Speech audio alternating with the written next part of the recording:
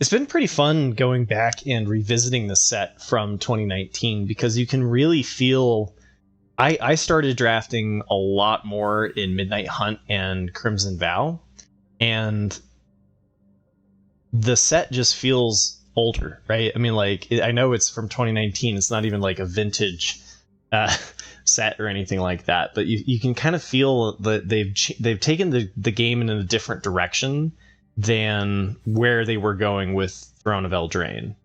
And like Planeswalkers, like Garrick and Oko, right? They've really stepped back on the amount of power in the Planeswalker kind of side of things. And they've also done a better job of color balance, because this one does feel like blue is unbalanced.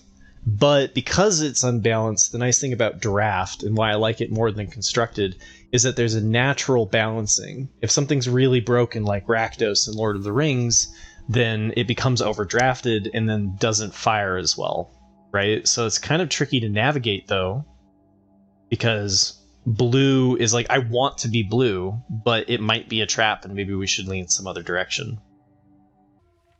What is this? The Cauldron of Eternity?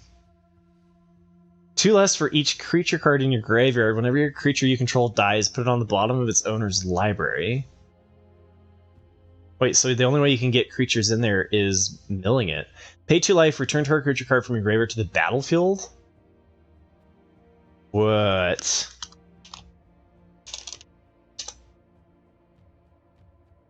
I think we're gonna go with no. Animating Fairy and Sage, and then Sir Conrad.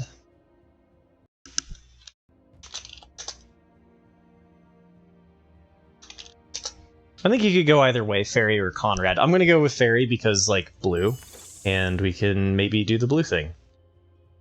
Now I'm gonna see if blue is something that should be forced, or if it's just gonna be a punishing. We could end up with another 0/3, but I know this is undervalued. This tends to go pretty late. If we end up in the red-green aggro deck, I think it's a perfectly fine inclusion. I still can't tell if you want more than one, but it seems okay. Then we're getting a lot of green. Okay, Witch Stalker seems fine.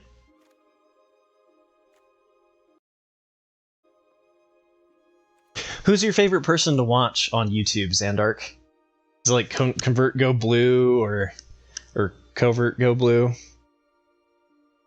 James. I think of some of the others that I've bumped into.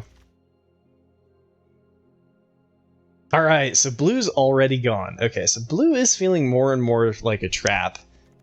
There's Epic Downfall, Cauldron Familiar. Maybe we lean towards the familiar. I know it can do some cool stuff. If we get the Witch's Cauldron, that was like a thing that was. Everyone got really tired of Cat Oven decks. Man, the first time I read Epic Downfall 2, I thought it was mana value 3 or less. So the fact that it's 3 or more seems somewhat more appealing.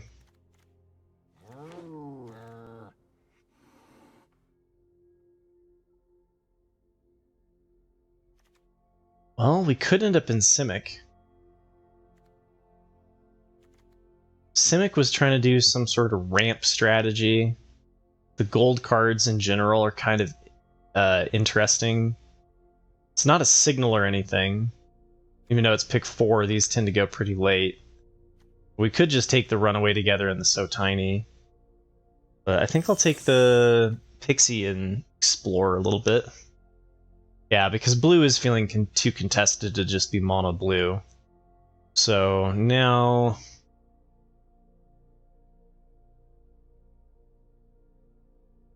5/5 for 5. The question is whether or not you need Adamant for that.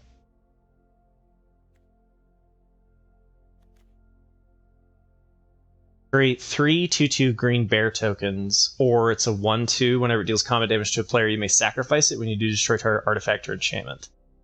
Huh. It's kind of interesting. I think think I'll pick up the Paladin in case we pivot into a mono green space.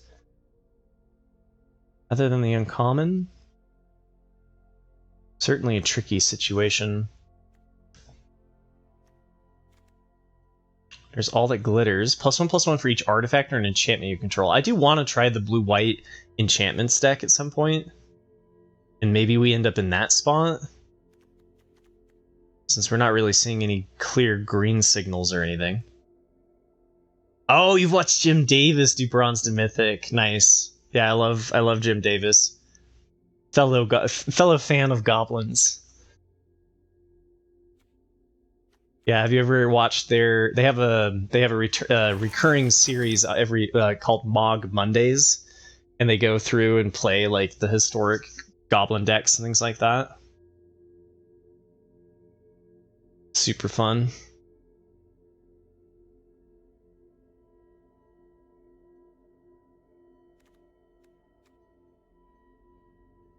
Removal in white, or I'm just gonna take the Ginger Brute here and just remain open. I'm not really sure where we're gonna end up yet.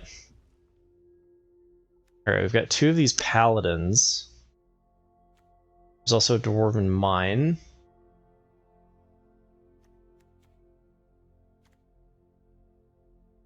Curious pair. Guess we could end up in Golgari, maybe?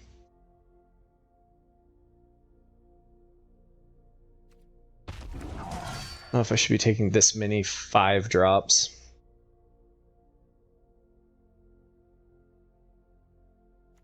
Alright, well... I can't figure out where we're supposed to go. This is super good if red just suddenly opens up. I don't think you're supposed to cut, I don't think you're supposed to lean towards this many colors in Eldraine. But I'm really having a hard time. Okay, so Fierce Witchstalker wields. That's a signal. Okay, so it took a little while to figure it out, but I think we're green. The question is are we green X or just mono green? And if we can be, I would like to be mono green.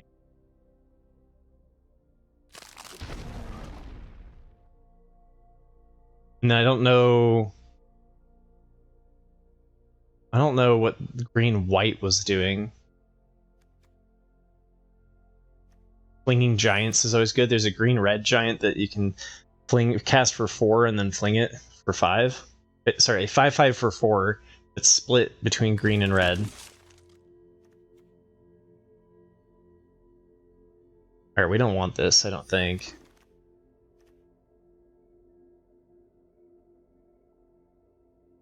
Maybe we could do green black. Or we could pick up the Covetous Urge here.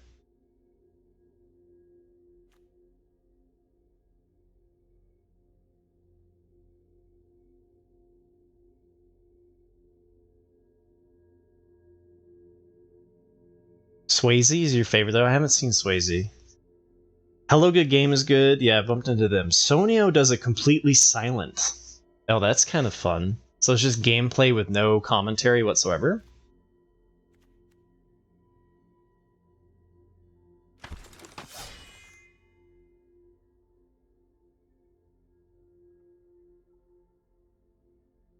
Now we're getting some interesting... I think I'm going to take the Witch, though.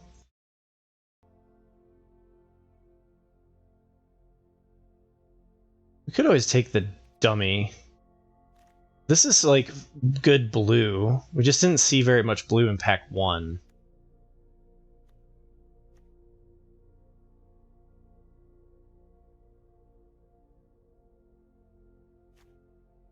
And the Jousting Dummy seems like it's an okay 2-drop. There's not a whole lot of 2-drops in the set.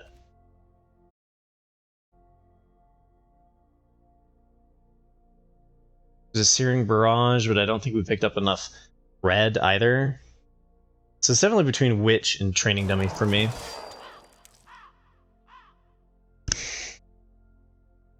So we're blue-green or we're black-green? This Wield... Is this any good? Not really. Let's lean towards black green. Let's try something new. I'm not gonna risk this thing wheeling just because it is what we want to be doing. Golgari food. Okay. So where are we gonna end up in Golgari food?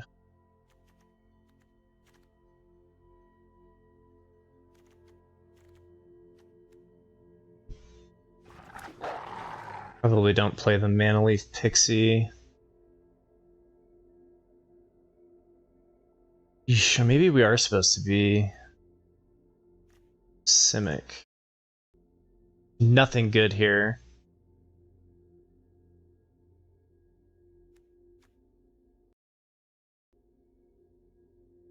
Let's see. Equipped creature gets +2/+1 whenever creature. Yeah, it creates a food token. All right, let's take the giant skewer. I'm not sure we want to play this though. It's like expensive equip cost, but it does create food.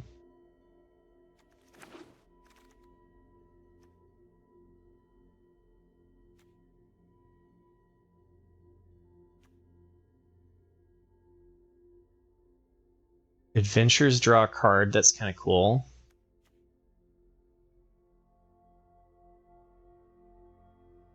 That seems probably better than the uncommon since we don't have any adventures yet.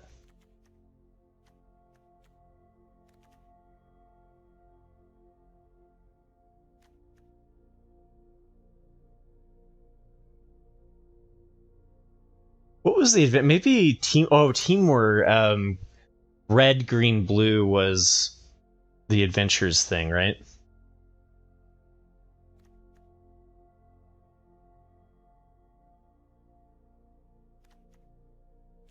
Oh, look at this. We got another pixie. Maybe I shouldn't be sold on black yet. Yeah, I think actually maybe we're blue green or just green.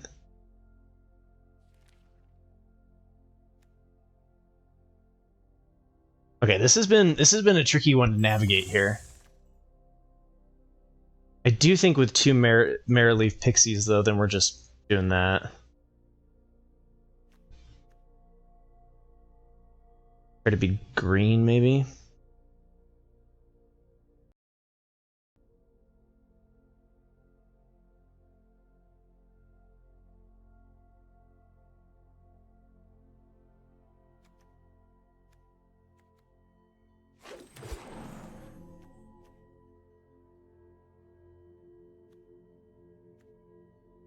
Another 5-drop or Keeper of Fables. I think I'd rather just have a 5/5 than a 4/5. But that's close, right? We can probably get so tiny in here. Well, maybe not. Let's see. Animating, because this is mill. We don't have any mill. Oh my god, wait. Okay, so am I just doing a bunch? Okay, we're ramping to 5-drops. We've got a plan. We got a Witching Well we could do for card draw. Don't like... Okay. I think I know where I'm going. I think we finally got there. It took a little bit, but I think we're gonna lean into the ramp thing here. How many 5-drops is too many? Halberd could be an option.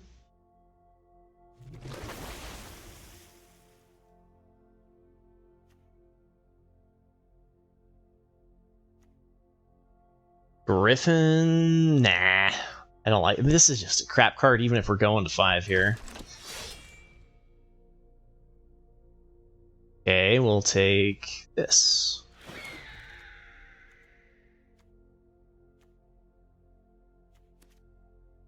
One 5 reach. Interesting. Balls of Beanstalk.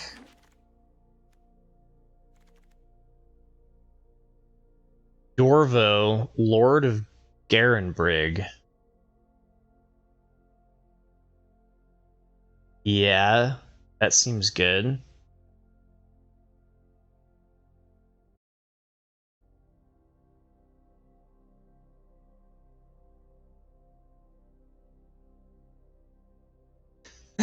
Alright, here we go. Let's see, there's also Kenrith transformation, another paladin, squire.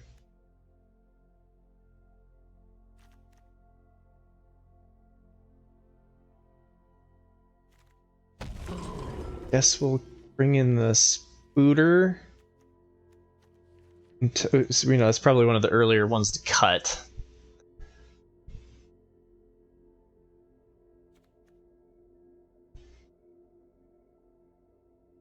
Whenever you sacrifice another permanent, you may pay 3. If you do, create a token that's a copy of Sorcerer's Broom.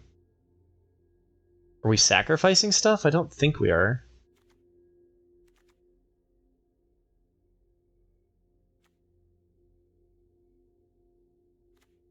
Drop. Maybe we wanted the halberds.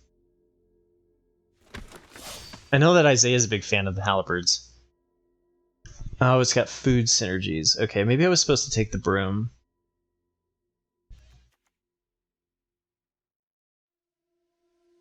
I mean, this seems like a decent thing to ramp to. We're probably not playing all of these paladins. Curious pair. Alright, so maybe I was supposed to do the sorcerer's broom, or do the broom for the food. Haven't done a lot of this. Alright, so we've got Ginger Brute feels kind of odd here as well, right?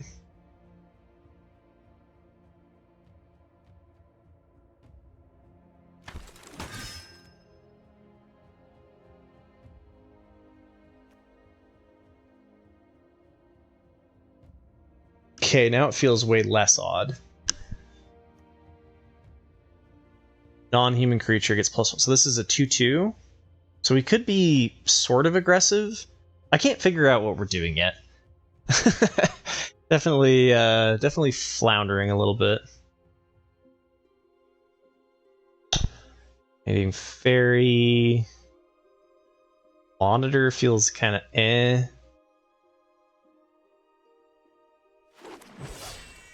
Might be able to cut some of the blue. We'll see.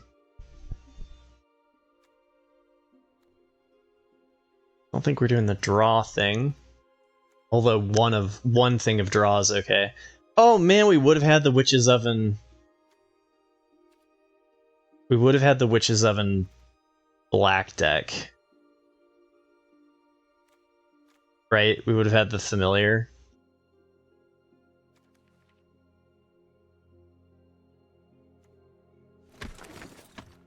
Could have been a contender.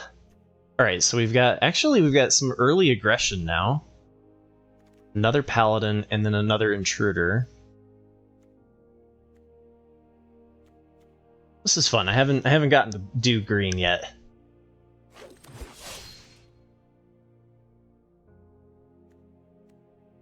But 2 +1/+1 counters on target creature, and then it's a 6/5. That seems like some decent beef. We're not doing adamant and blue, so we're not doing that.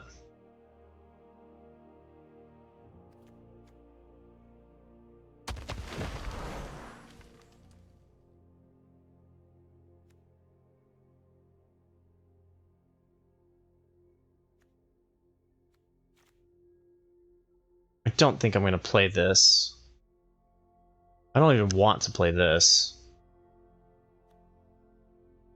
I'm not sure. We're probably gonna try to cut our blue, but maybe not because of the Mara Leaf Pixie.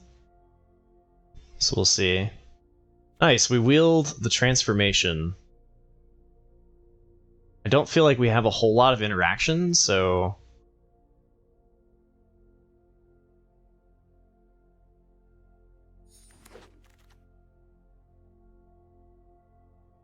Yeah, we wield the broom. Maybe we play the broom. There's got to be something cool you can do with the broom, right? Alright, I'm going to take the halberd. I think the halberd's better. I need to think about what the... Because, like, if you can transform... Ah! Maybe that's the combo. right? Like maybe you transform it with animating fairy into a 4/4, and then you start creating. Well, no, because they'd be zeros. I don't think you get to keep the +1/+1 counters. I need to ask somebody who's more familiar with the set why Sorcerer's Broom would be good, because I feel like it could be. Last cuts. This one's definitely tricky. So we've got 4 1-drops and Halberd, which is like a really aggressive start, and is leaning, I think, more towards what Mono Green wants to be doing, whereas like Simic wants to ramp. So I feel like I'm torn in 2 different directions, right? I think I got a little bit distracted. Like if we cut the Pixies and the blue and just go straight Mono Green. Let's see. These are combat tricks as well, so we have 4. Alright, I think my gut is saying... I mean, this one's another one that's also... But it's a sorcery speed. Is this sorcery speed? This is instant. Okay, so let's go with cutting this. We need to cut from this. 1, 2, 3, 4, 5, 6, 7, 8, 9, 10. So 1/4 of our deck is still something that we're ramping to.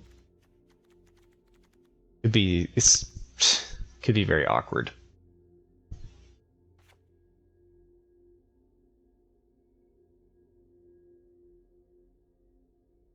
All right. Ramping in Eldraine? Question mark. We'll make Pixie here our deck captain and wait for the card. Okay. Ended up in a space. Is it the best space in the world? No, I do. Okay, so these feel undervalued. Maybe they just suck.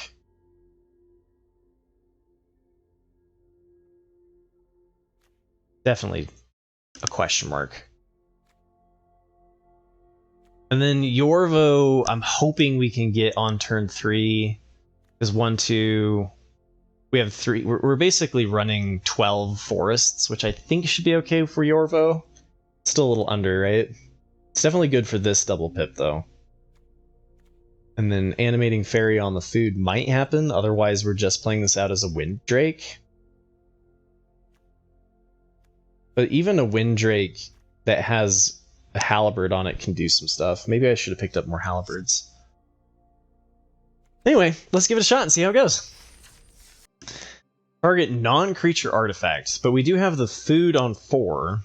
Alright, it's a little bit awkward, mana-wise, since we're going to want to play Fairy on 3 before Witchstalker. We'll see. We're doing Simic without Oko, which is probably not good, but it felt like the right lane during the draft. First strike haste, when it attacks another target attacking knight, you control gets +1/+0 until end of turn. Equip abilities you activate that target champion costs 3 less to activate. Alright, well, it's a good thing we don't have any interaction.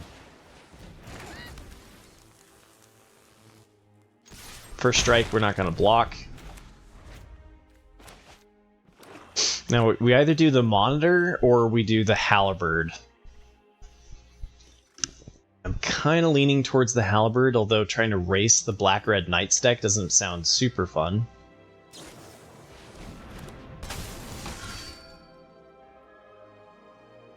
Death Touch and Lifelink, okay.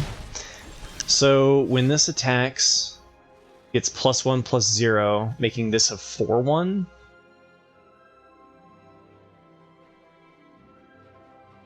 Oh shoot. Okay, well, at least we hit land 3. I think I'm on defense. We're on the draw, and I think they're the more aggressive archetype. Shit, I was supposed to attack first. I was thinking too defensively. I missed. I could have attacked there with the Ginger Brute. This Monitor. Oh, maybe that stops their attack. What? Okay, that's good for us.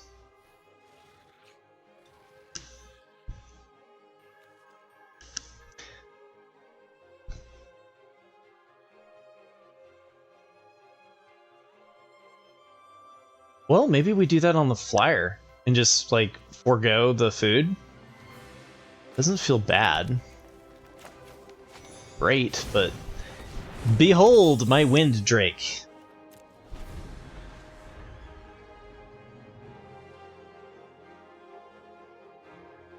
Hey, what's up, Merc?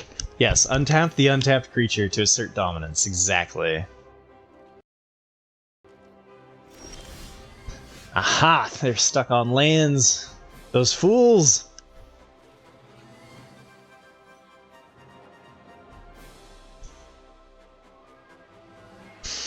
Play out 2/2. I think I just slammed this, though, and attack with the fairy.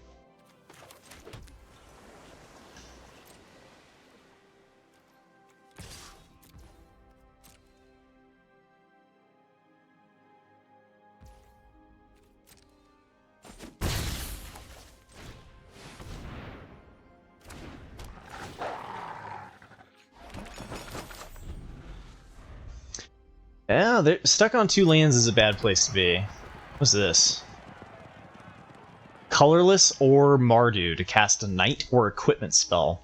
Okay, that might have been what they were missing. Mardu Knights. Okay, so they definitely have the knight synergies going on.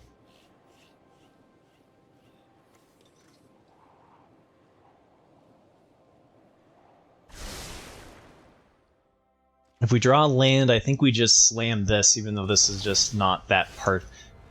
We could also do the Halberd to start increasing the clock on Fairy, but 4 damage a turn is still a 5-turn clock. So we can equip next turn, do this, and maybe pop food. Seems okay. We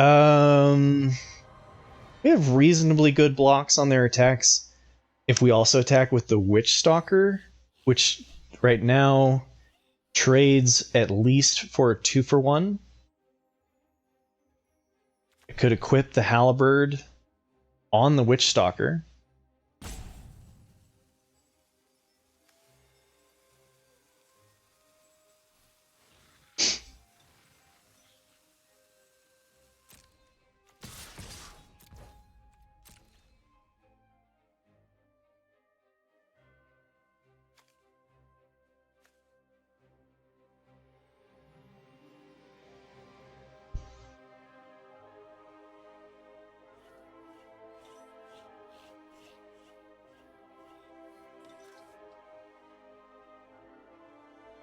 So this will be a 3/4.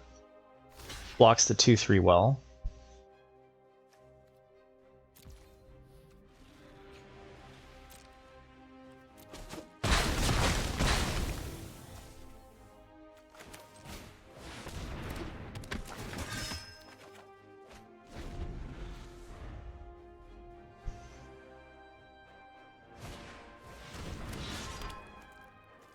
Equipped creature gets +2/+2. So, okay, they found it.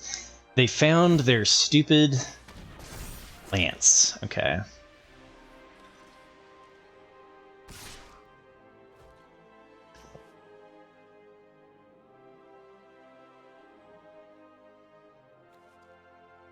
Okay, so this is a 4/5 no funny business. No funny business. So it's a 1-for-1 trade. This feels okay. I suppose I could go with not blocking it and just take the damage since we have the food as well.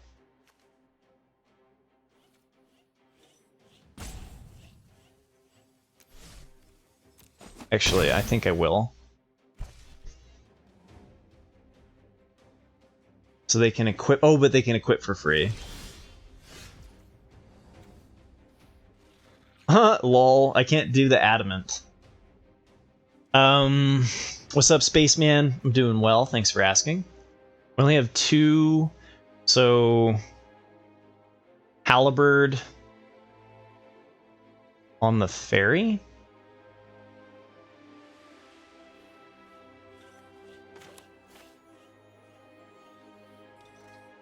This is a non-human? Yeah, okay.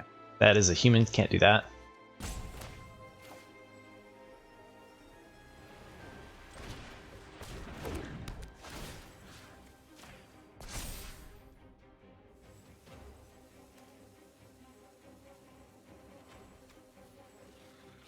Is it bad to race this?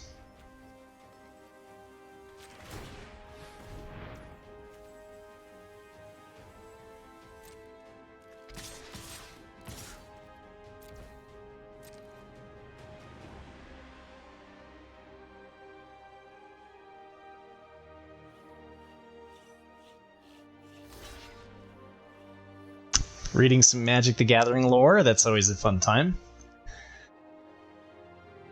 Oh shoot, does this have haste? I didn't read your cards. Okay, well, I just killed my Ginger Brute. Oops.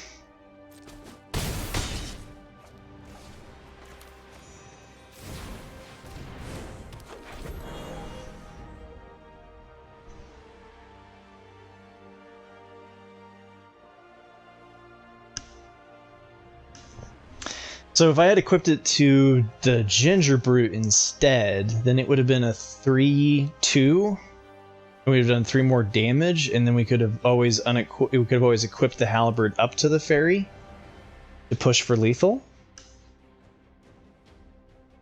Next turn, though, we get to just dump hands, and we get a 5/5 and a 2/2. God, they've been stuck on land has been just wonderful.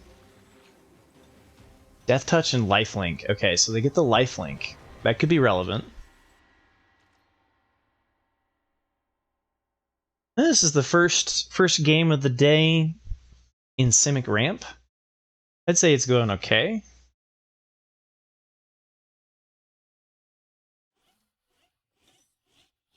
Five or 2/2.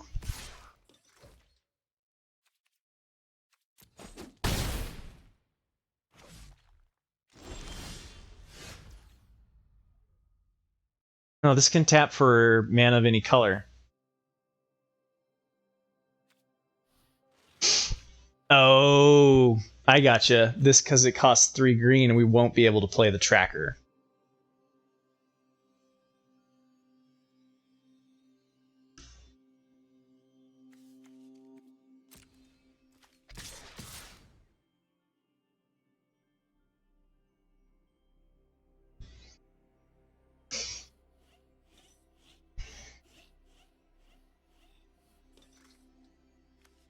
I need this to be a 5/5 to block this, right? It's Death Touch and Lifelink. They have to chump block anyway.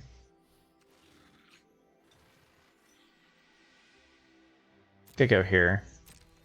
If I attacked all, it'd have to have had something. Removal and such. Maybe it was right to attack all.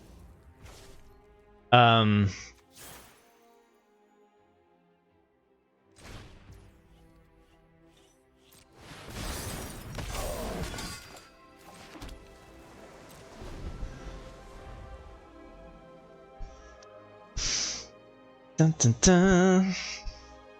So they play the 3/1 and it gets lifelink and they go to 7.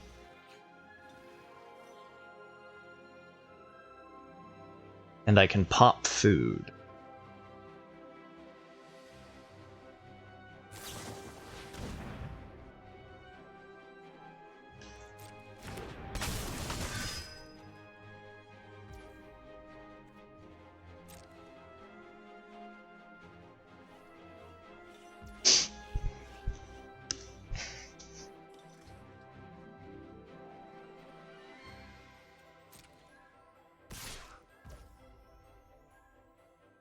They block here, they take 2, 4, 8, 9 damage. I think I'll do this now. And just go for the no blocks.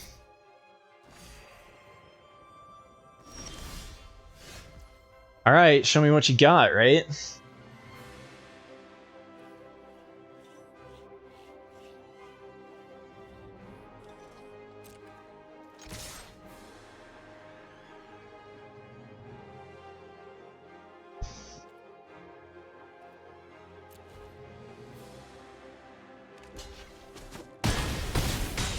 Yeah, I think I should have swung all of that last turn. Well, we beat a mana-screwed opponent. We took our sweet time doing it. Come on. All right, what do we got here? We got Ginger Brute into Monitor. Maybe we don't screw that up this time around. And then we've got this. This is nice. Curious Pair into Animating Fairy. Aha. Okay, there's the line.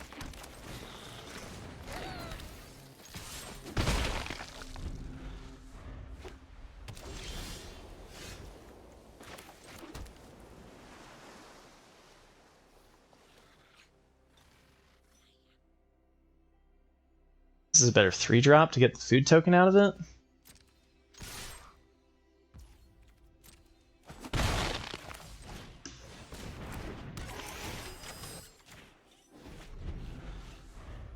Look at that, I untapped it this time.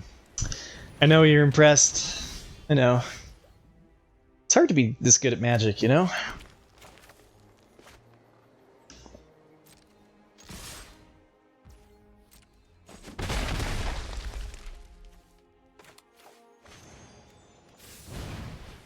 Get a food token. And then we play a 1/3. Look at this, we got butts.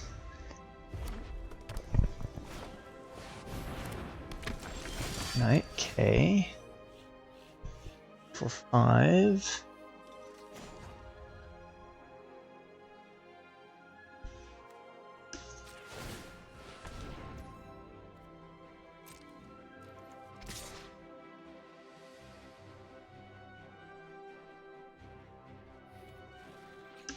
I could also attack with the Monitor.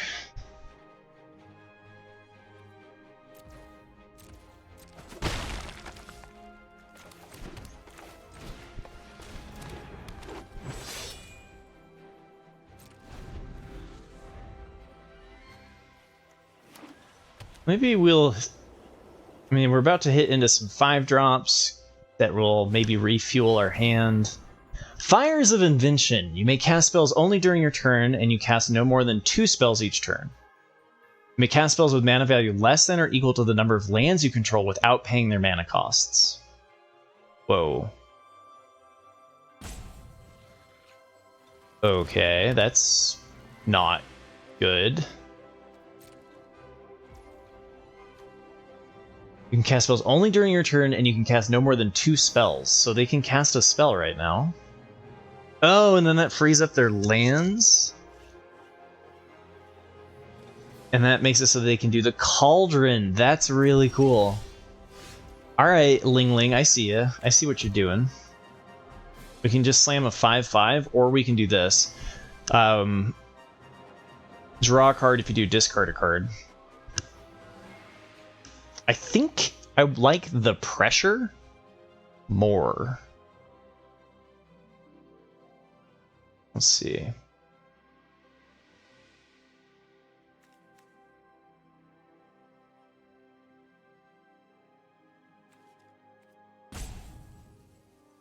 Can't do the Ginger Brute thing. Let's go here and here. Control other non-human. Okay, we've got some non-humans.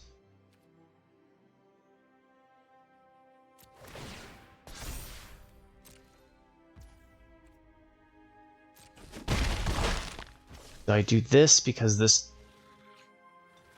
is a giant knight, so when another non-human enters the battlefield, I get to loot. Whew, man, I want a 2/5 or a 5/5.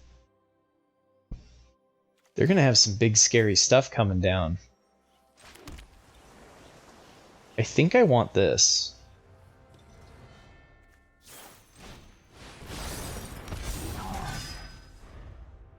I think I just want to curve out into a big, threatening paladin.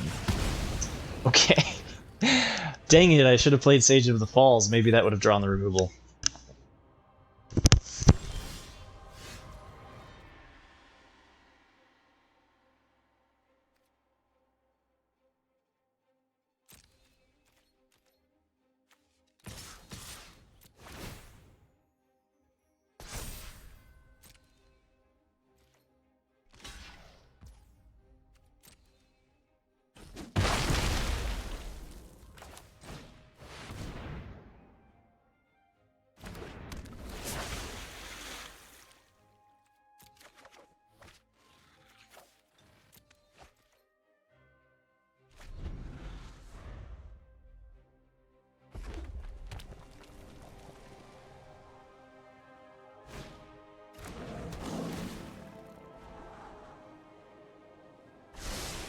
Prophet of the Peak. Very interesting. Okay, I was wondering about that card.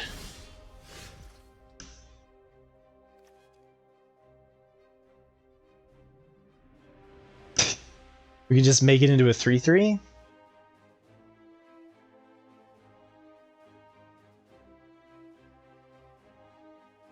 Yeah, I think I just slammed this for now. It's alright.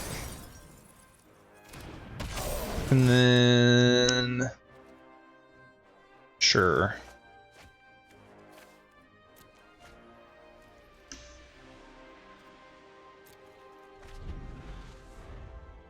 What you got over there, Ling Ling?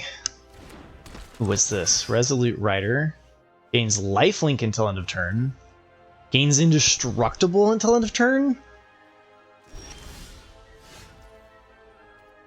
Lifelink indestructible is no fair.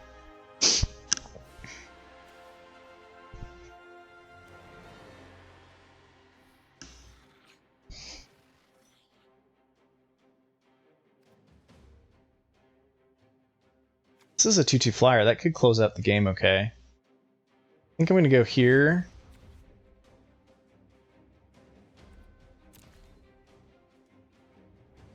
Yeah, I'm going to go here.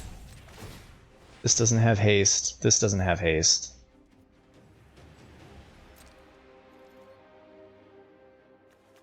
Maybe I was supposed to play the transformation first so that I could attack with the 5/5. Oops.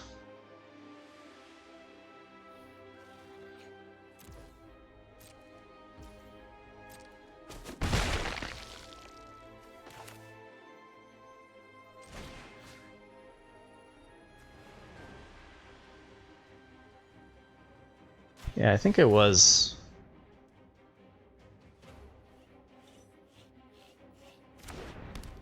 I don't like we need to get that lifelink out of there for sure.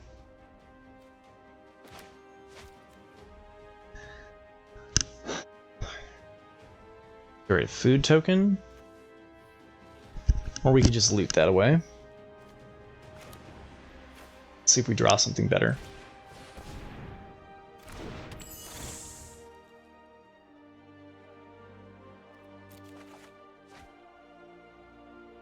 Don't think we're going to need the additional food.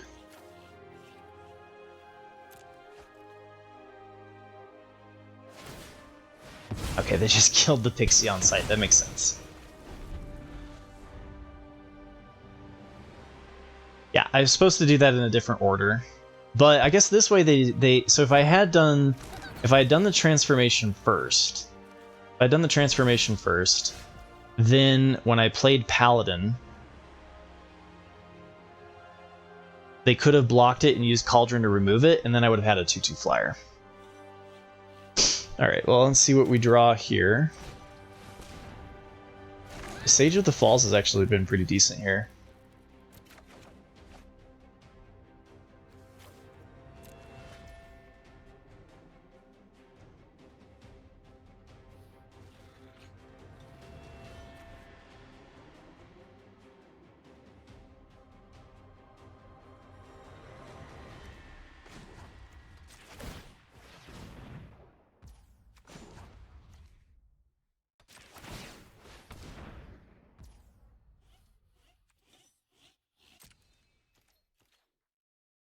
Nerdy Steve with the raid.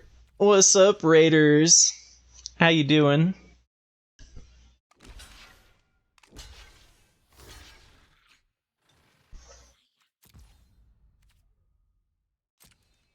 I'm playing Simic without Oko in Eldraine. We'll see how it goes.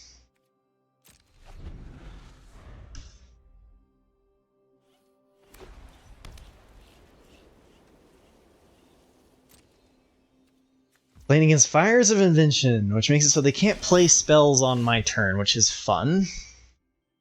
Oh, Ginger Brute. With Halberd. Okay. That's really tempting.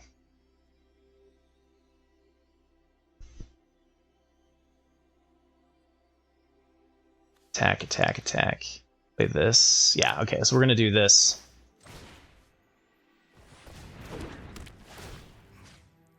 Attach it over here. Make it so that this can't be blocked except for by creatures with haste. And then if they want to block the 3/3, they can. Because it sets up Ginger Brute being lethal next turn. And I think I'm fine with letting them kill Curious Pair if they'd like.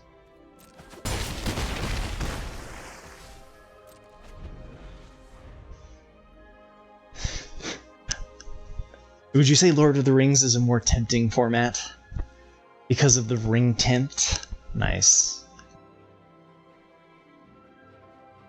Just chillin'. Oh no, what is this? Create 2 1/1 white creature tokens. If at least 3, you gain 1 life for each creature you control. Okay, well, that stalls the game a little bit.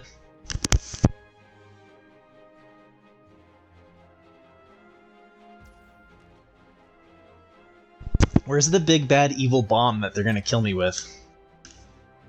Let's see, do I have an animating fairy or anything? I do have an animating fairy, so I don't think we need to pop the food. Alright. A 2/4 that draws a card, or a paladin. A 5/5 paladin that can't be chump blocked. Alright. Oh, awkwardly though, we can't play either. On my little Ginger Brute. Alright, I'm gonna go with they didn't have the answer, they're looking for the answer. I'm gonna pop here. Attack with Ginger Brute.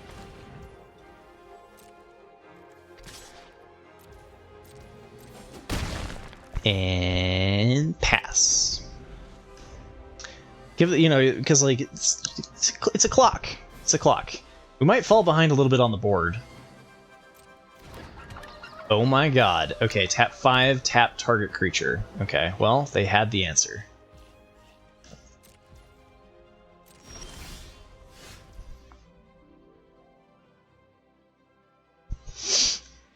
And since they have the answer,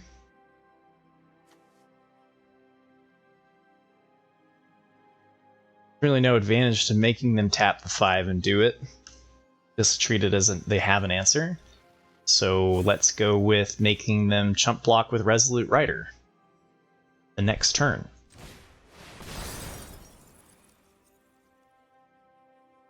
Maybe I was supposed to draw.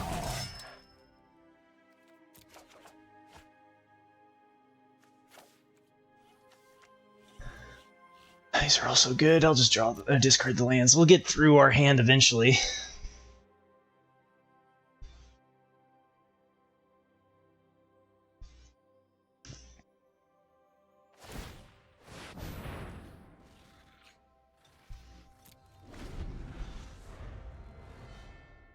They've got to be. I mean, they've got 8 mana here, right?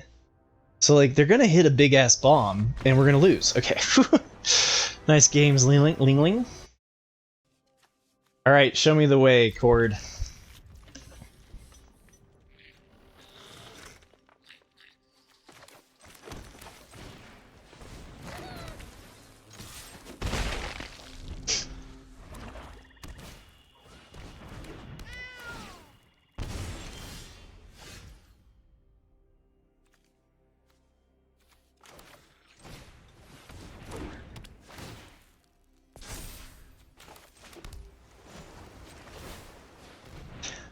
I wasn't doing anything else with the mana. It seemed okay.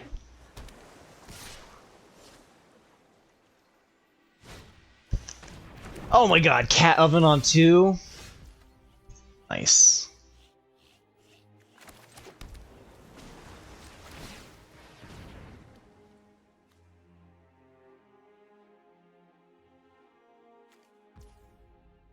Well, that's coming into play tapped.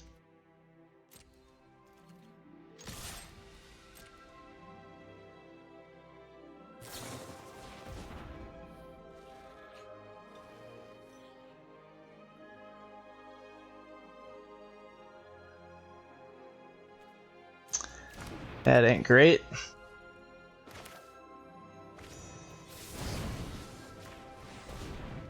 I got one strategy. We're going to play that out as a 3-2 next turn.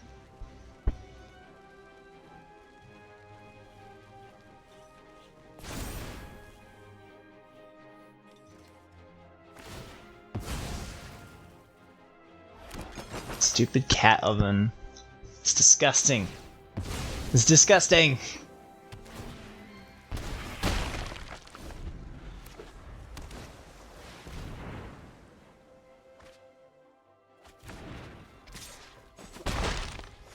Well, that's unless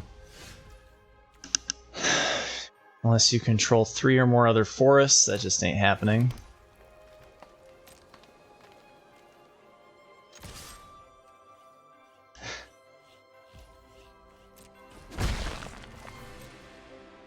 Oh, buddy.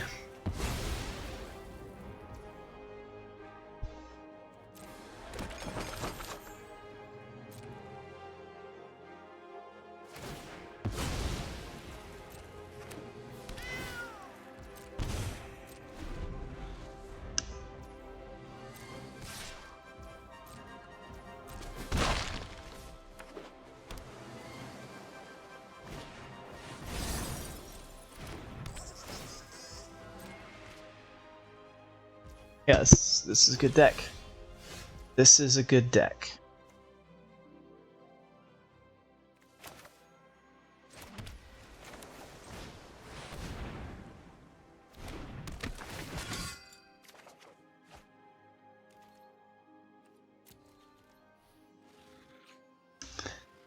Oh, Cauldron Familiar is kind of disgusting.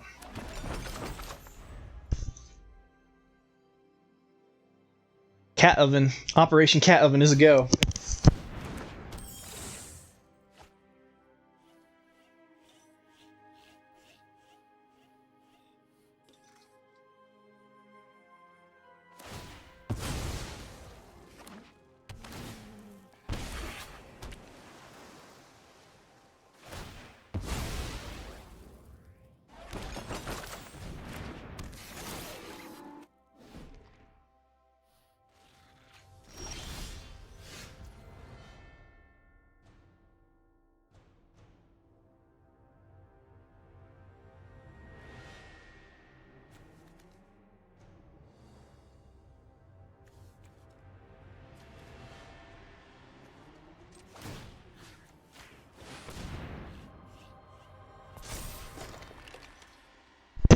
Let's see here. So they can just sacrifice this to bring back this. Sacrifice food, return to the battlefield, so they can just block over and over.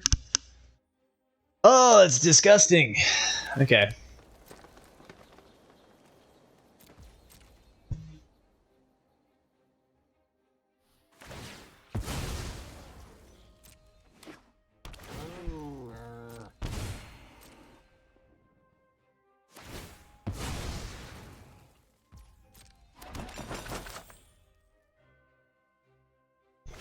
This is such a nasty loop.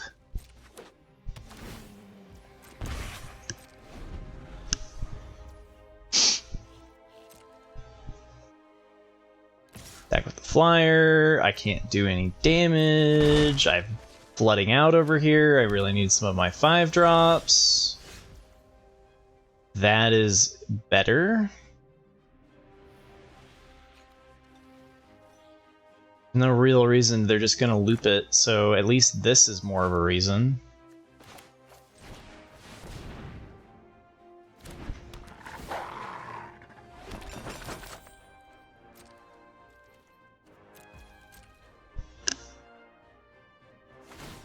It's not an infinite combo.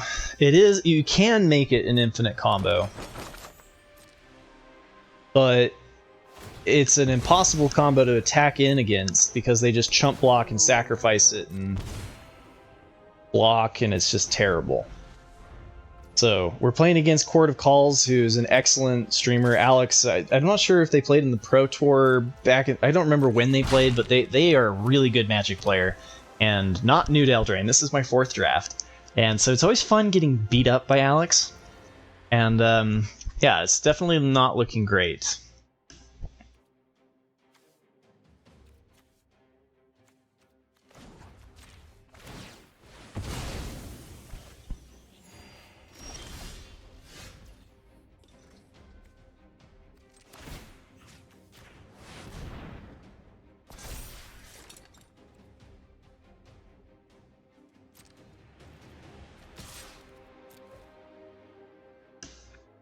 Do you have an answer, Alex? Do you have an answer?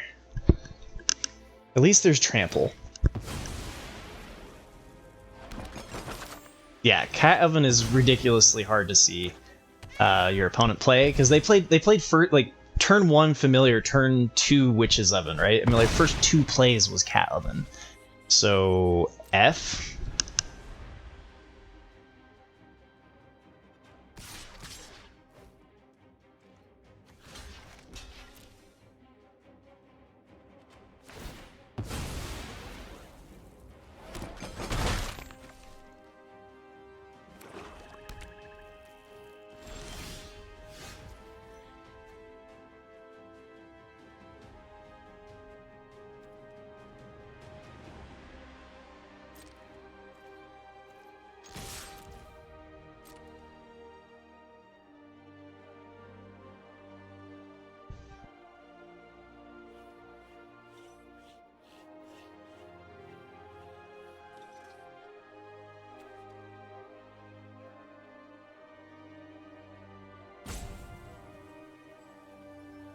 So they can do the Cat Oven thing to just block the 4/4, but I figured I would start doing it because they could.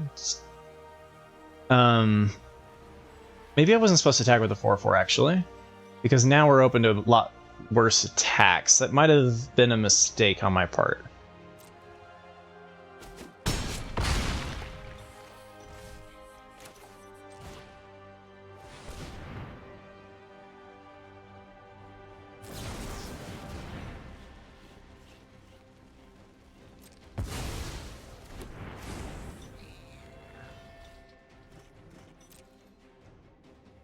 Can we get through Cat Oven? Did I just kill myself? 2, 3, 4, 5. Cat Oven triggers several times. We've got the food.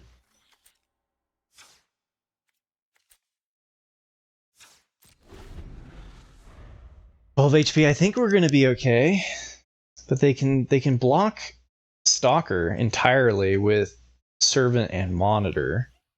So that ain't great.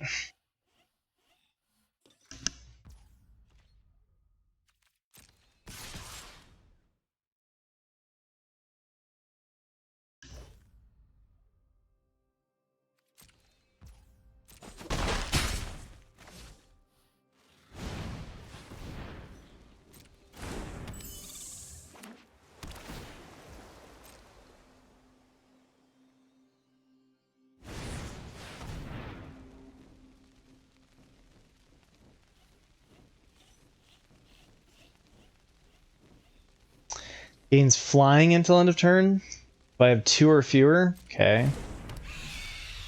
Oh, that's not gonna let our attack look very good.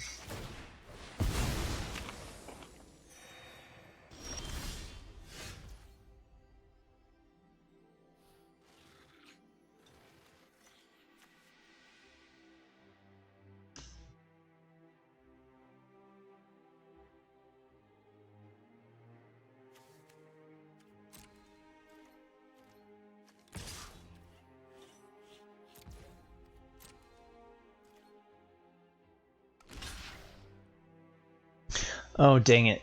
Okay, so that's gonna deal 5 damage to it.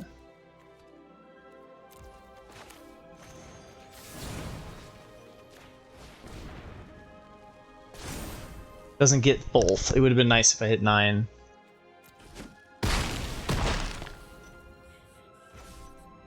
But dude, calm down over there. 3 damage in the air. Okay.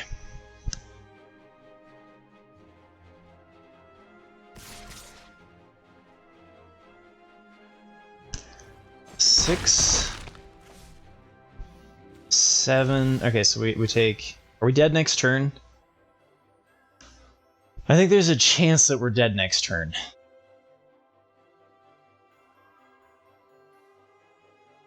Because we go 1, 2, 3. Yeah, I think we're just dead.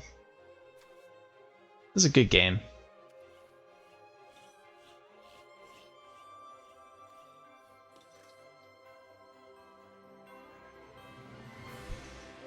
So we take, yeah, they're dead, right? So, no, we're dead. They do the thing, they do that's 2 damage, and then they just have to do it one more time on their turn, and then we're dead, so...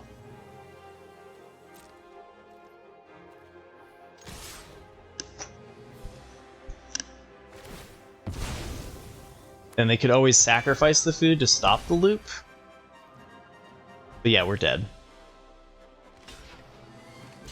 They can do 2 damage with the familiar every turn.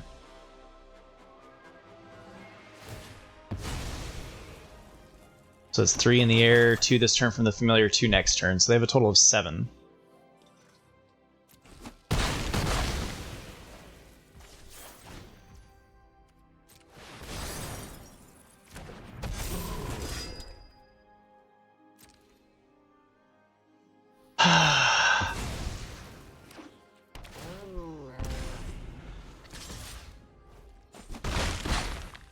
We almost got through the cat oven. It was close.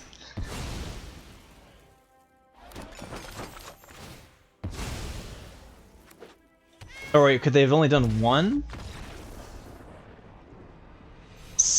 Dang it. Okay. Maybe I miscalculated and they had Xaxes? Because you can't, okay, you can only do familiar once. Alright, well that was a fun game, Cord, thank you for that. And Draft Swing, thank you for the wonderful follow. Hope your day is going well. Hope you're having a fantastic Friday. It's a little awkward because we don't have a turn 2 play, but whatever. But Squealer, did you get the did you get the music thing figured out on Google? I was a little short yesterday, and I apologize. I was having a rough day. Oh my god, there's more. What's with all these kitty cats?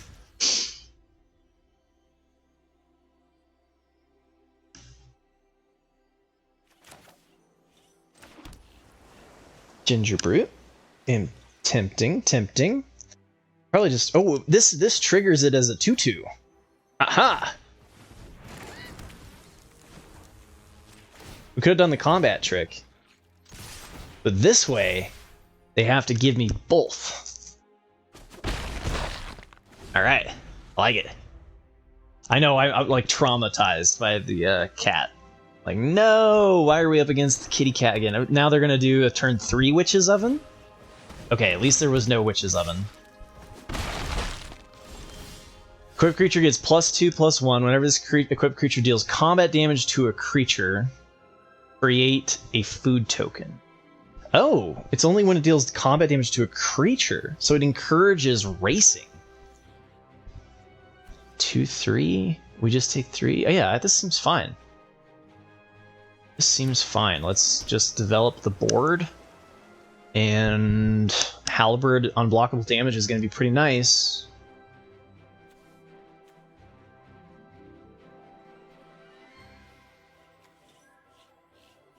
Oh, it doesn't need to have gone on the adventure first either, too. That's cool. It's neat. Alright.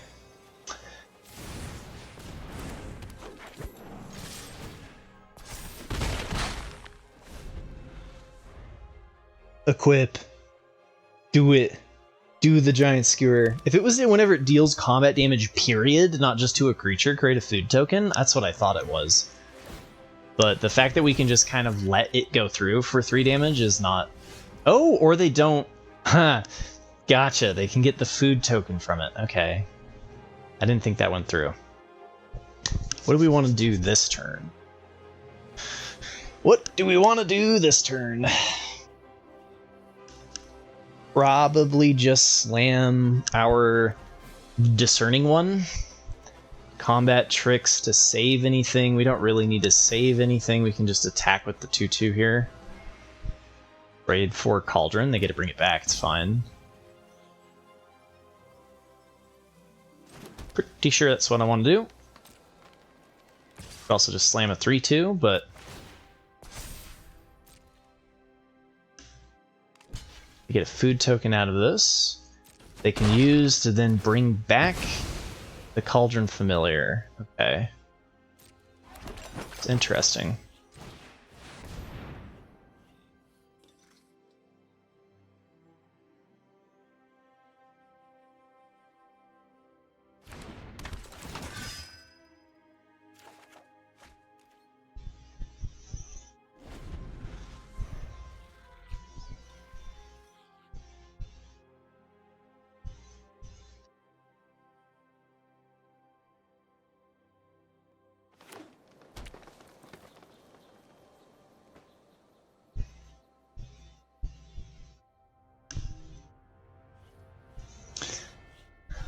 So next turn's going to be a Halberd, depending on what they play, and a Carver. Okay, so there's a 5/5.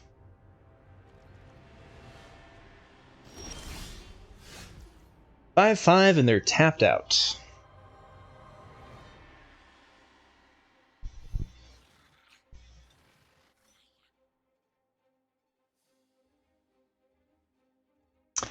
Oh, dang it, I can't do the Halberd and attack with the Discerning.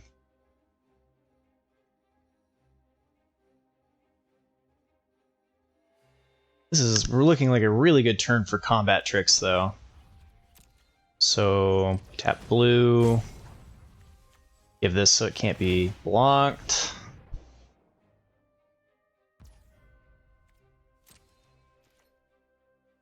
Look like we're accepting the trade here. We have a total of 4 mana.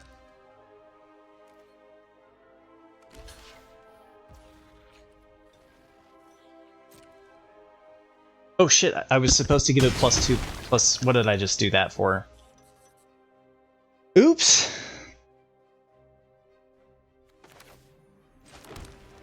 Well, we definitely want to go here.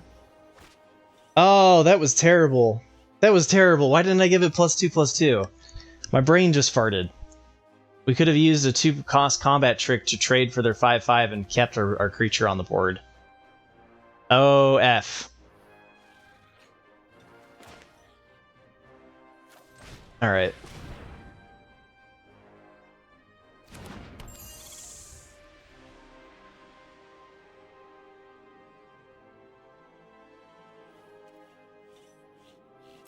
That was not ideal.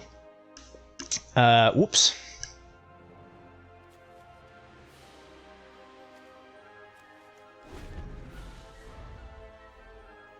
It would have been a lot smaller, but it still would have been a 3/4 creature. A 3/4 creature for 2, that is worth keeping. So I just punted.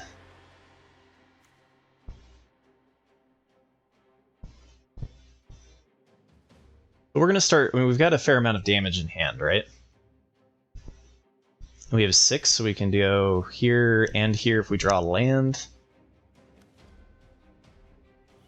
Whoopsies!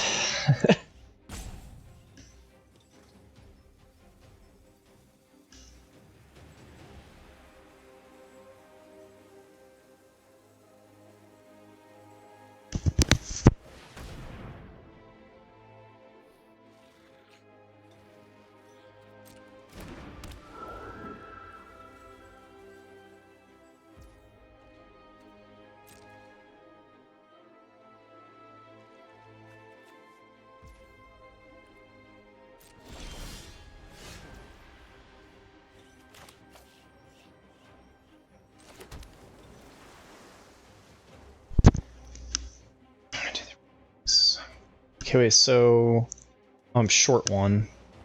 I'm developing the 3/2 on the board. 3/2 doesn't attack well into the Brim anyway. I guess, yeah, we go with the Halberd.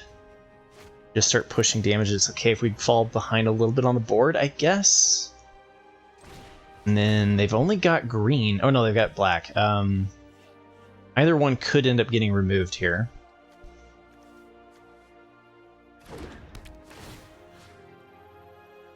They have removal, I can at least sacrifice the Ginger Brute. Okay.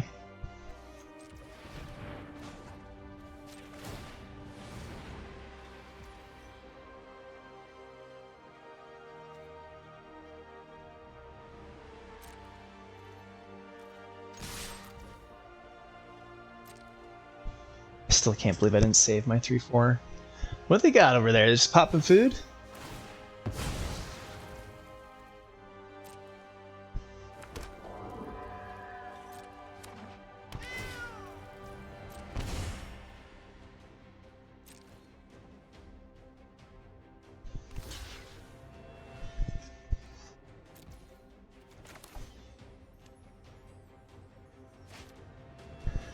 Alright, so the thing is we have 5 damage here, then is a 7/9 damage, puts them to 6, and then they would be at 1 HP next turn. So I could just let this trade happen.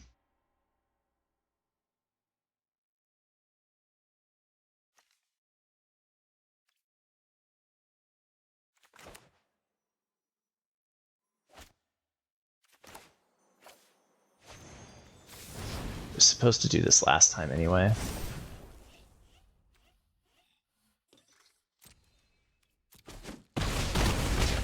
Alright, if I lose this game, it's because I'm making mistakes.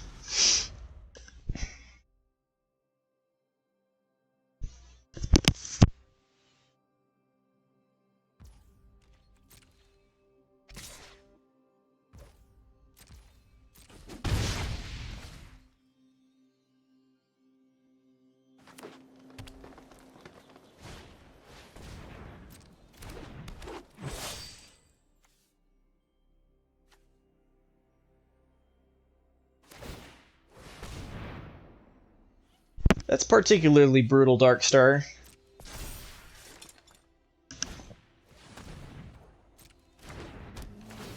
Two Cauldron Familiars. Okay, interesting.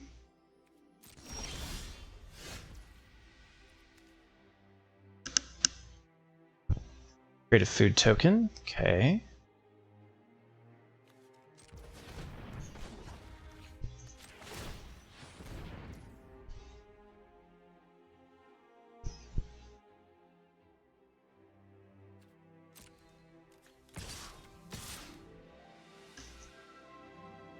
There's a little bit of sense to getting. Yeah, we want to do that.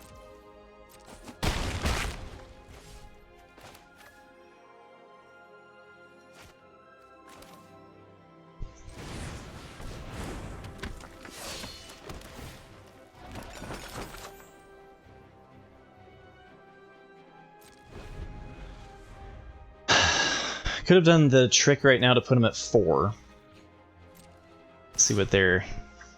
Yeah, okay. Resolve, fine. Sacrifice the food.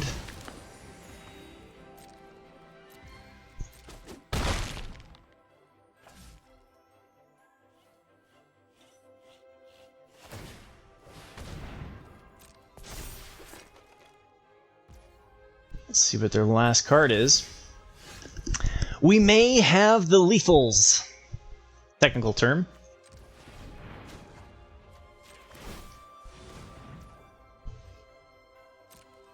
Doesn't feel like they have a pause.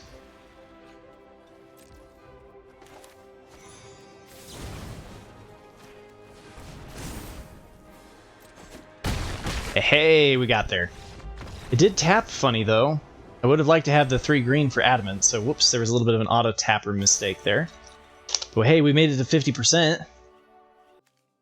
Oh, it's a human. They're both humans! No, I have a whole bunch of humans and then I have this on 3, okay.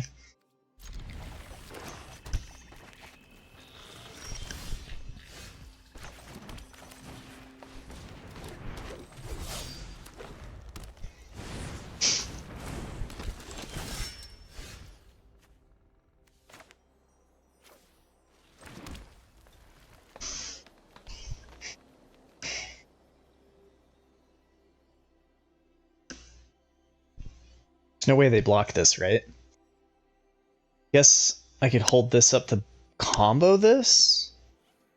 Block? Because the lifelink is a problem. Or I could set this up to create a 4/4 next turn. And just trade my tracker? Actually, you know what? I don't mind that. Oh, let's try this animating fairy out.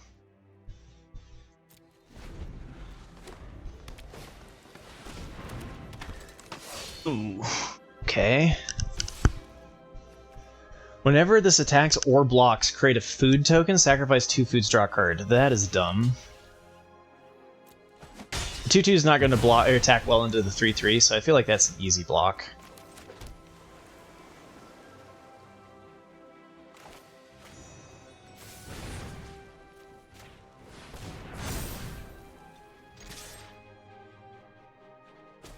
Maybe I was supposed to not let the Savvy Hunter attack?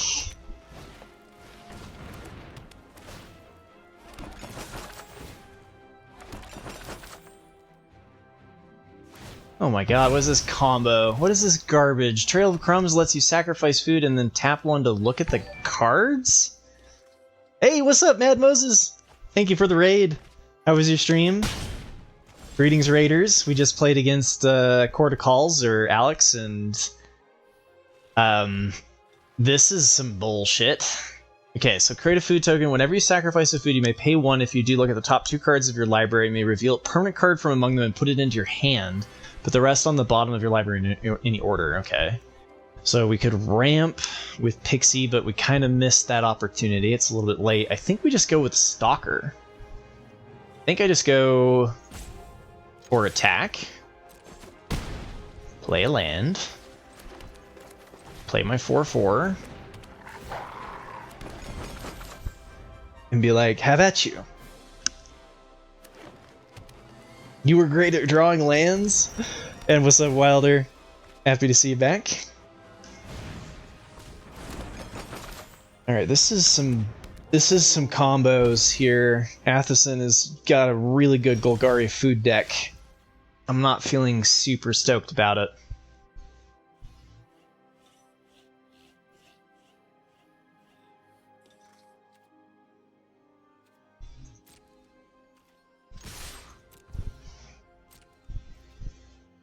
Yeah, the Cauldron Familiar can just block. Oh, they didn't go for it.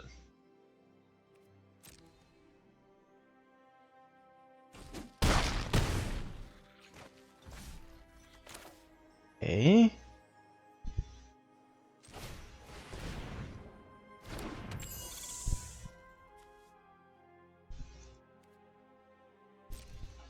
They didn't even block with the Familiar? Seems odd. What nonsense do they have planned?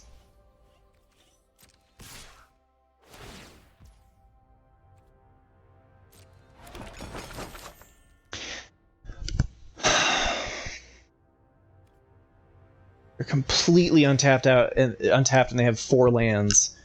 I could block and combat trick, but I think that's a really good way for getting 2 for 1. But if they gain 6 life, it's going to be a hard time to race that, man. I feel like there was a whole lot of pauses. Is more Trail of Crumbs?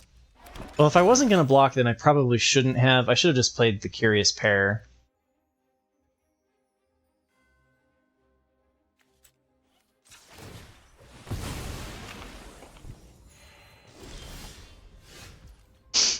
Okay. This is interesting. Do they have removal for our Stalker?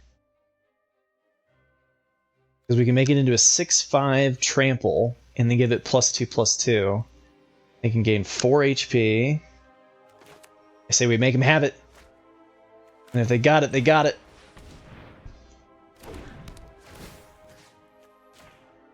Because they can go to 13. This is 12, 14. Okay, so let's see. If they're just planning on popping food, I think we have them.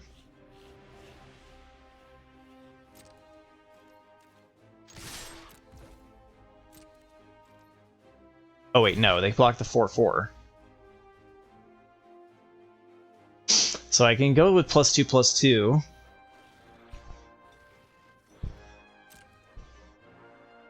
Derp.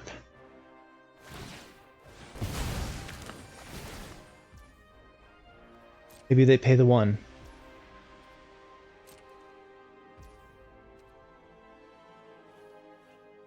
So I got 10. What's my advantage of not doing it now? It's okay. Could have made them pop it, but instead I'm going to play the flyer out. Have 2/2/2 flyers.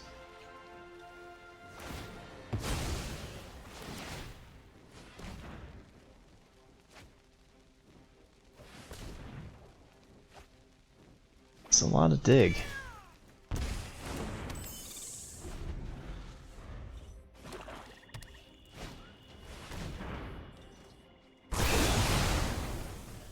My fairies! Witch's Vengeance?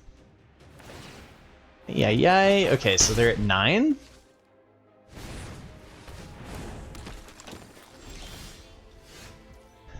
Crap!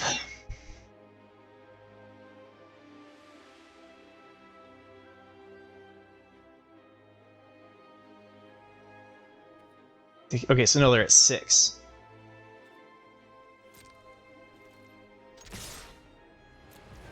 I think we got this.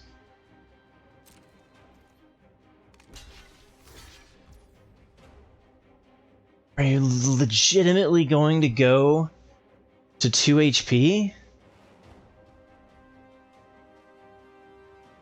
Should I have played the Ginger Brood out?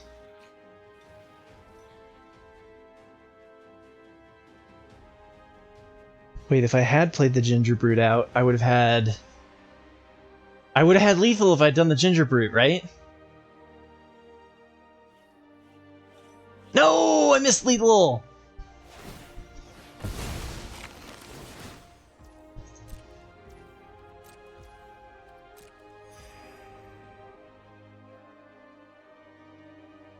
Because I can put them to 2 HP with this, and if I had done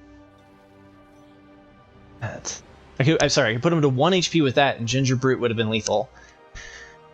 Boo! Why am I so bad at this game?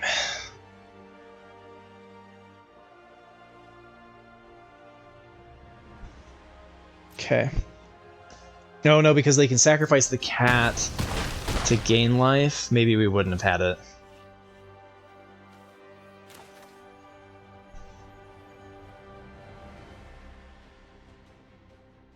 It's kind of awkward.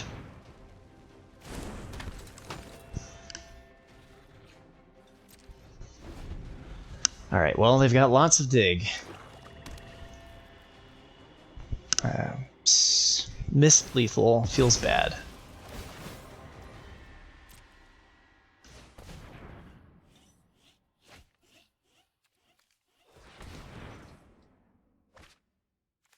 Hey, those aren't super scary.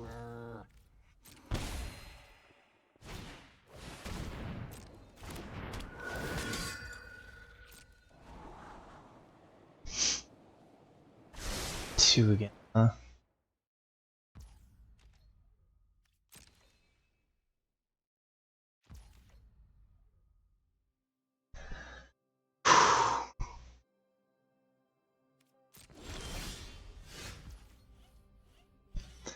Well, maybe I don't screw it up this time, huh? Let's see.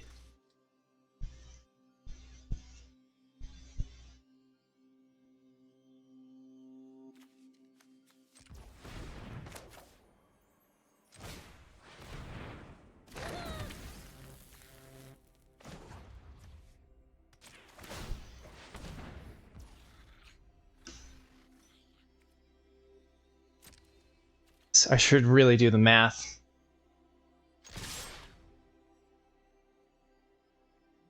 But math is for blockers.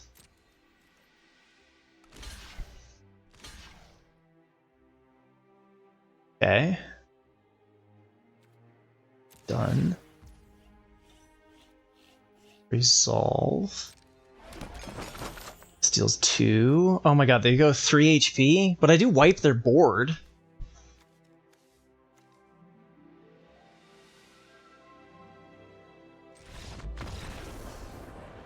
They had enough of that. We create food, a 1/3, and then more food and more food. It's not the best hand in the world, but it's got a turn 1, turn 2 play. Like, what could go wrong? We start off our adventure by making some food.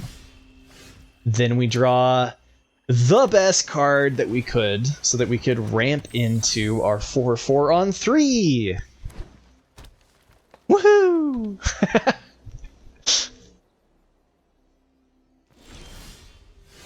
All right, here we go.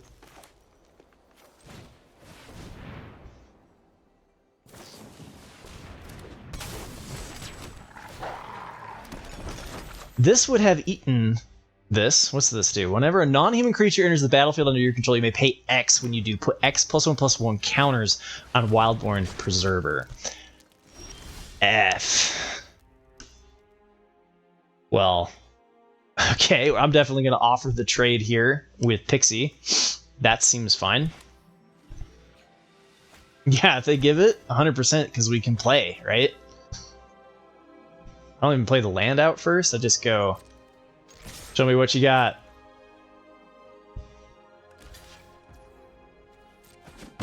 Whoa, they took the trade?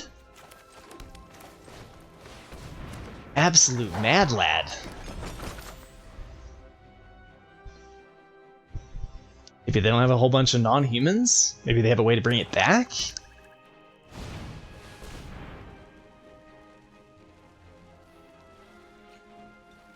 It did its thing. It got us to ramp to our 4-drop, so... Holy cow, that's enough land, though.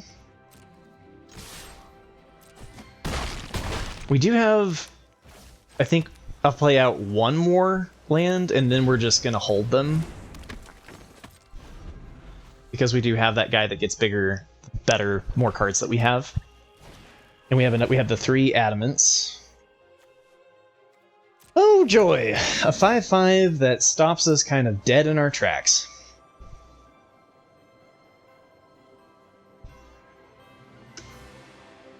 This seems like a halfway decent card. Every time that people play it, like the 5/5 stat block seems pretty decent. Which is why I'm running a full playset of the Garen Brig Paladins.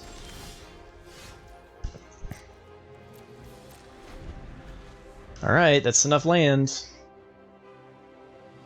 If we lose this, it's because of Flood.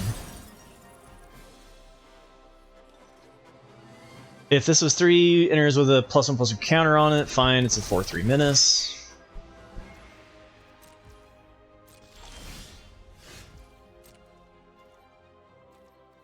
Lol.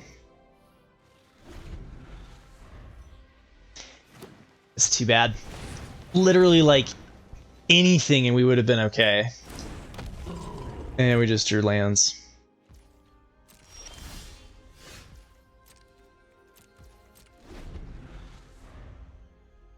This is a good time for my emote.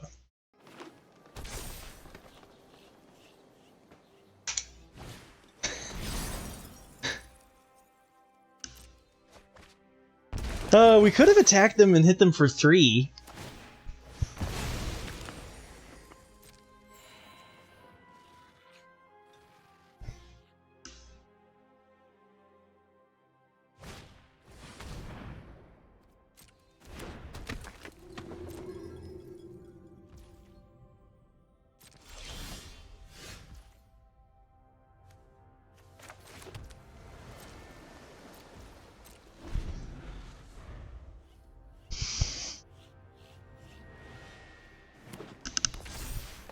Come on, God, Magic Gods, what is this? What is this? I drew 11 of my lands.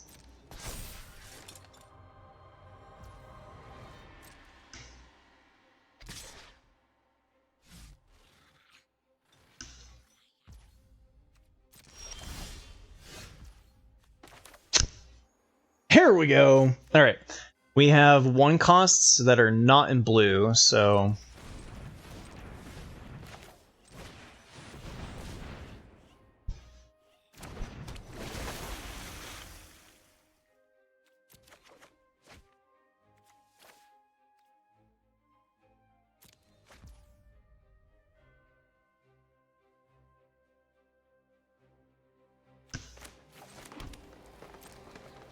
And we figure out a way to win.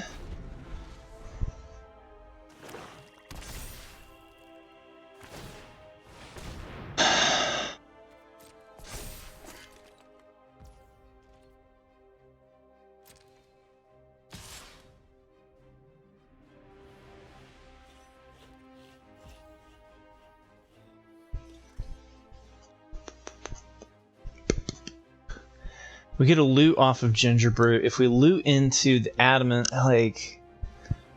Or we could do the Animating Fairy. We have 7 lands. I'm just trying to figure out if we need to chump block this. Seems like a decent thing to chump block. They do get a food out of it, though. Ah, read your cards. Yeah, this was an unnaturally large flood. Anytime that you get down into the 20% chances of drawing a land, it's just really hard to win. And now they have multiple food synergies, and like, even though we've got the looter, it just was the wrong time to grab the looter. And maybe we should have had more filtering. This is so dumb. Should have tapped blue there. Auto tapper. Ha! Now we're down to 19% to hit our land.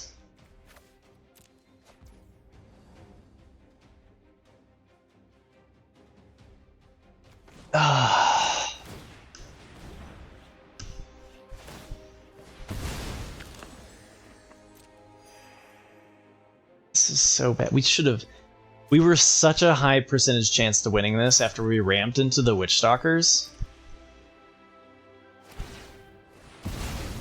But this is just, yeah, this is just over, dude. This is just over. Yeah, sometimes Magic variance is like that, right? Where it's just like the game against Cord was really fun because we got to think it out, and like it was a close game. It was really good. This one just sucks because it's like there's not much that we could do, right?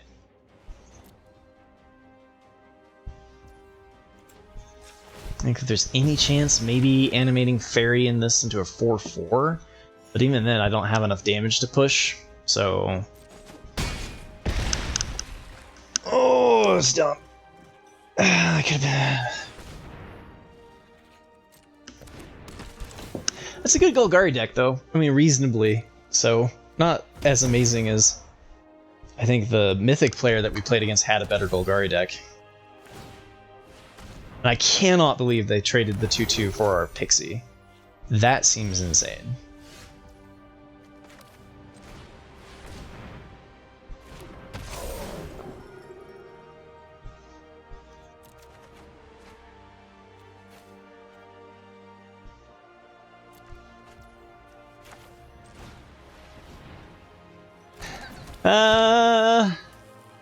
Okay, maybe we could loot into an answer here.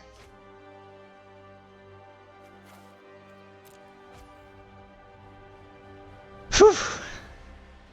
We can at least chump block the 3/2s really well. The problem here is now whether or not we're just dead. I think to find my answer, it's gonna have to be what is my out? What can I even do here? Kenneth's transformation on Beanstalk Giant would make it a lot more manageable.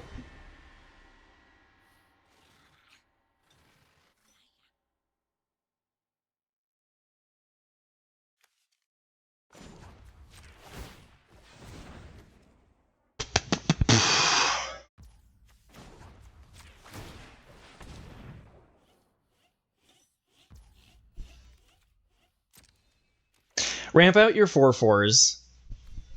Get bricked by a 5/5. Never draw anything other than land for the next 5 turns. Yeah. Seems totally fine. Oh my god. Magic. Why are you like this?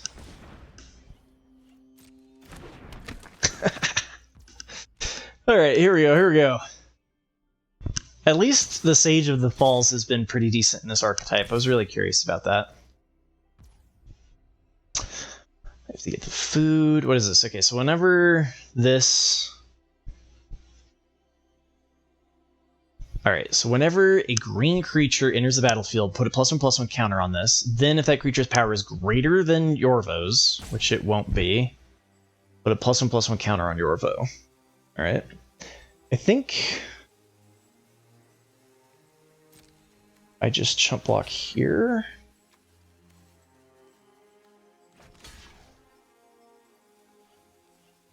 Go to 2.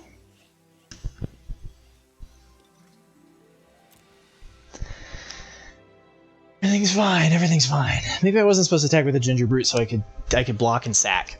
That's what I should have done, is blocked and sacked.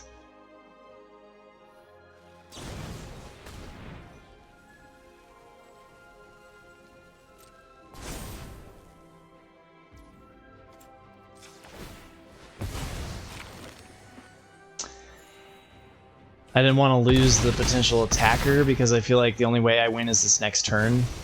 And they're 18, so I don't even know what I could play. But yeah, the Carver would have punished the 2/5 blocking the 4/2.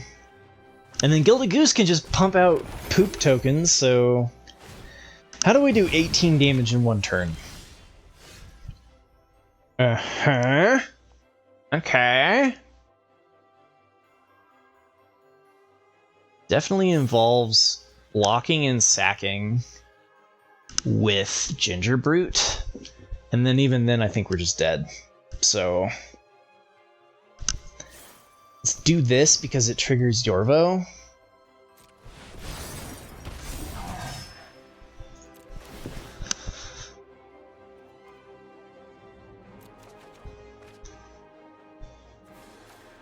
Alright. We have so many 5/5s in the freaking deck. It's disgusting.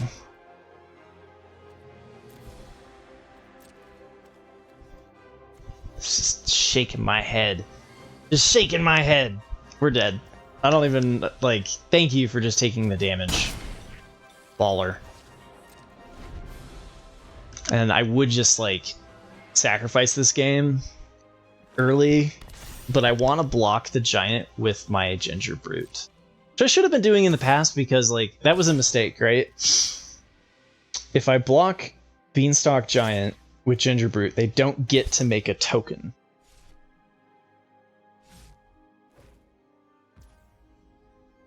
They could also throw this away.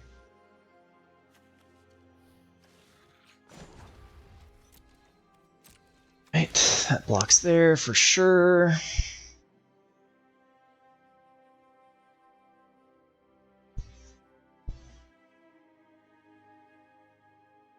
And we win this.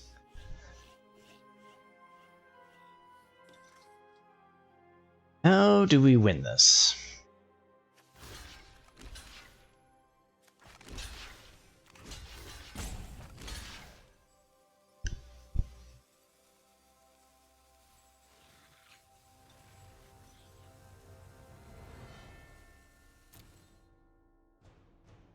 Maybe I'm supposed to save the other Ginger Brute.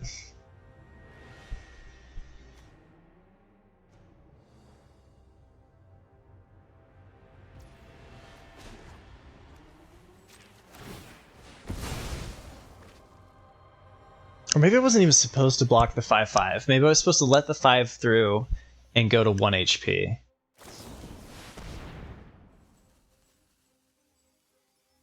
Okay. Yeah, definitely was supposed to just let that happen.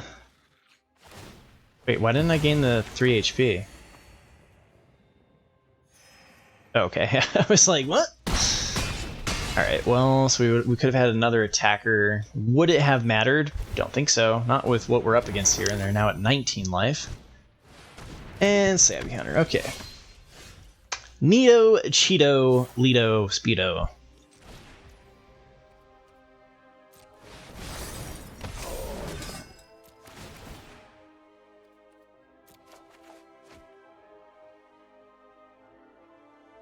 I mean, it's a chump blocker. Blocks trample better. Maybe we just get rid of this. Feels so wrong though. Because it's a way to 2-spell next turn. Alright, let's get rid of the Pixie.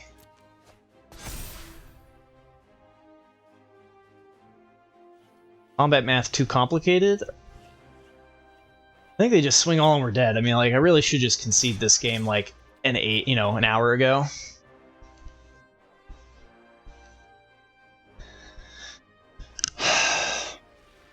We lost to Court of Calls, and then we lost. Yeah, look, yeah, they're drawing or they're blocking. That's cool.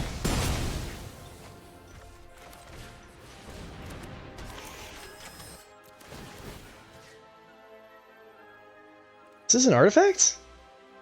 Oh, or creature. Neat. I thought this was just artifacts. That makes so much more sense. I think we're just dead, but...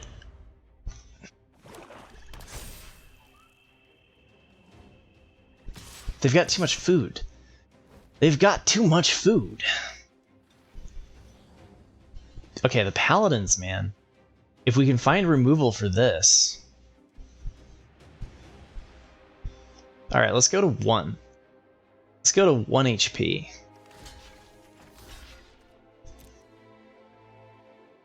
What you got?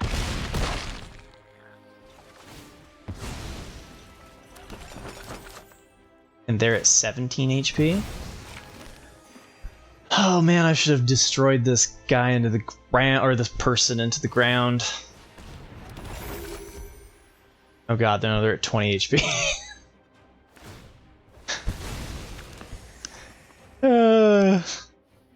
Too much food production, and they're going to get even more from the hunter, so they're at functionally 23 HP. If we do ever draw our answer for Beanstalk Giant, maybe there's hope, but it ain't looking good.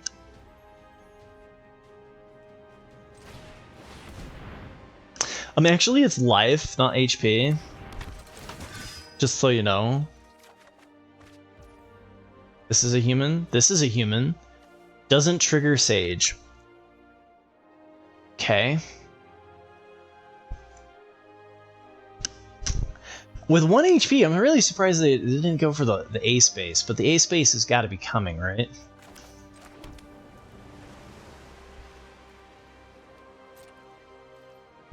Did they just take it, or are they going to block because they're bad? Just took it. Okay, I should have called them bad.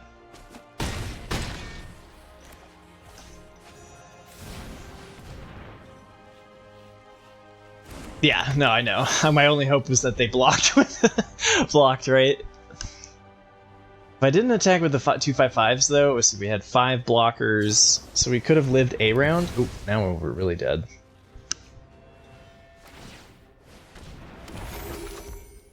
Want to attack all, bro? Nice.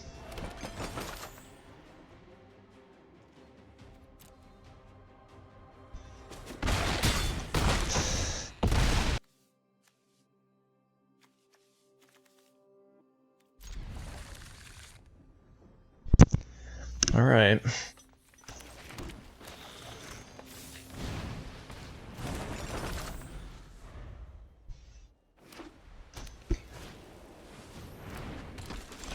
Whenever, or when this dies, put a +1/+1 counter on target knight you control. Okay.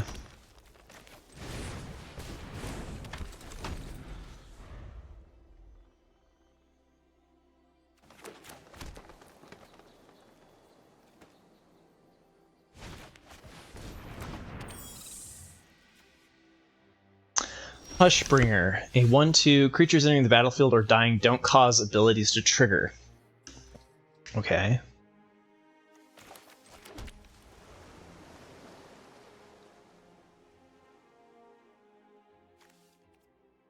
Human.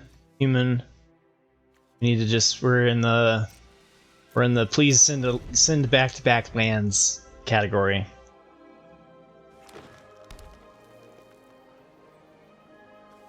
Wait, when this dies, this is a non-bow. They don't even get this.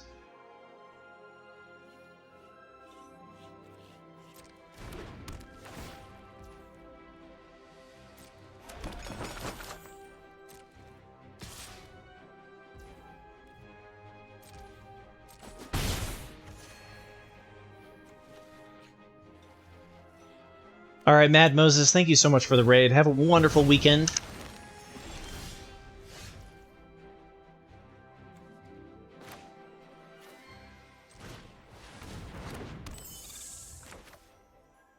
At the risk of this being really dumb,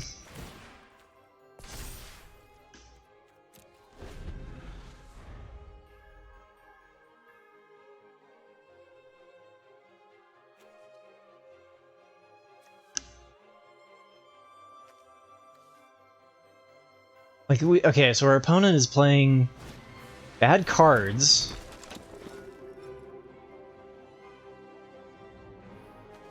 Lots of lifelink though.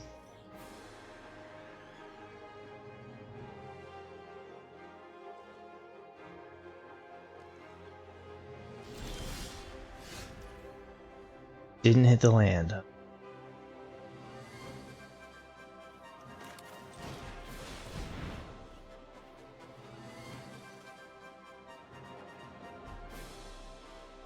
That was probably bad to play the halberd. Because now it costs 5 to move.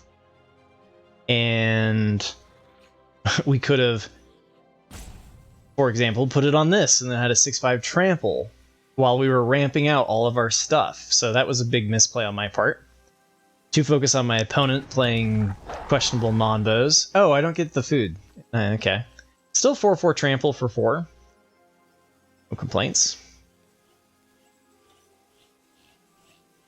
Oh, this also doesn't get the +1/+1 from Adamant. So this Hushbringer is actually going to be kind of a pain.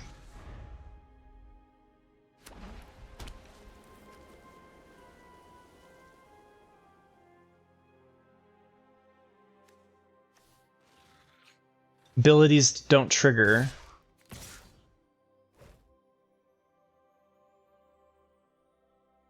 Oh, instead of when it enters with. Okay, that's good to know. Free block.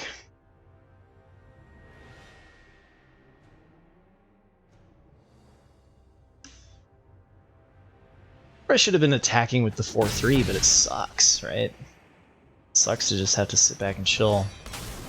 When Shining Armor enters the battlefield, attach it to a knight. Okay. Well, so you're +2 and has vigilance. Huh.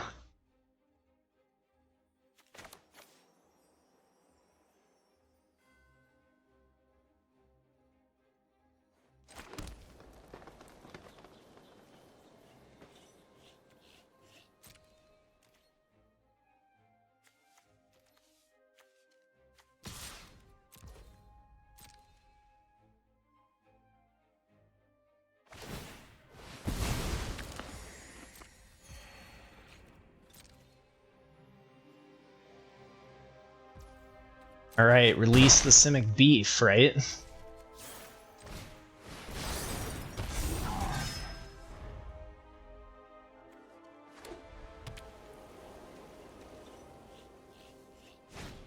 So this won't, the looting won't trigger off of Hushbringer, right?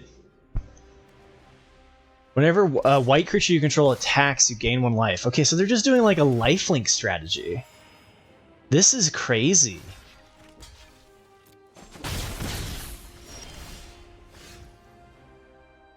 One more land and we can start attacking with our Pixie.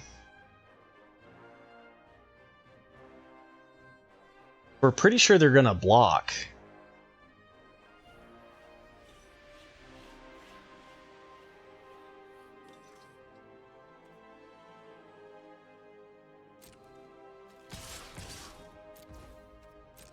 Like the round that I played this is the round that I attack with the Pixie, so we're just waiting until we hit land 5 naturally. And we're just gonna slam a whole bunch of Paladins, right? Like, and they're gonna gain a ton of life, but we just, the Paladins go marching on and on. Yeah, exactly. They won't multiple block there because they can't block with the 2/4.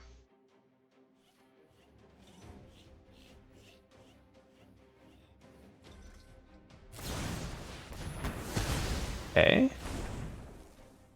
We have to be careful here. They are gaining a ton of life.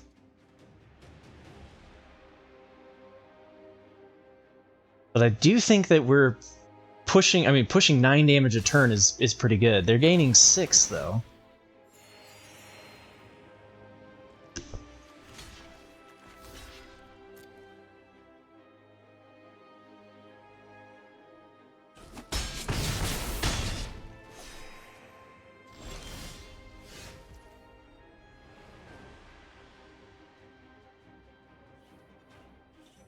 Still no good blocks.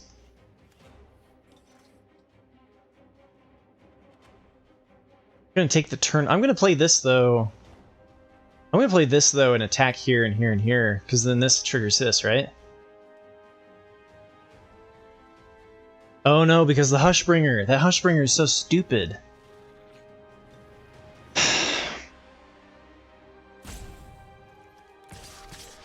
Right? Because whenever another green creature enters battlefield, that won't trigger because of Hushbringer.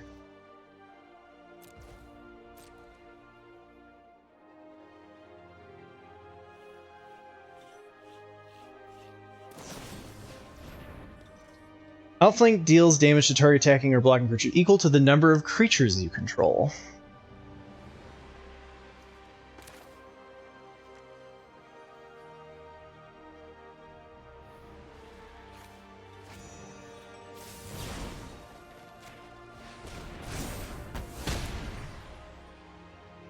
God, I'm glad I tapped my blue. Yeah, this Hushbringer is doing work, man. I didn't think it was gonna do. I mean, like, if anything, it's just like it created a non-bow the first time they played it. Yes. So that won't give them a +1/+1 because of Hushbringer.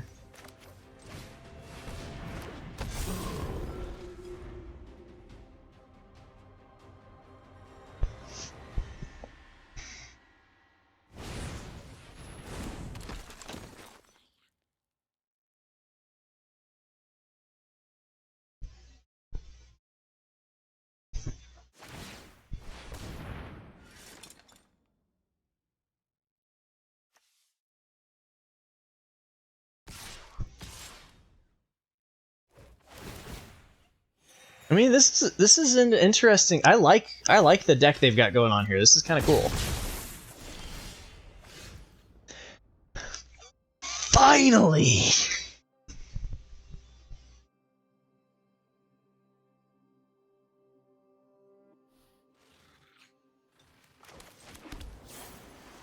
Trigger this on your. Wait, they didn't even know what I had. What is that? Stream sniping? Dang, we don't have this on turn 3. The downside of actually playing Simic instead of just mono green. It's about to happen. But we have Ginger Brute with Halberds, so game on, right?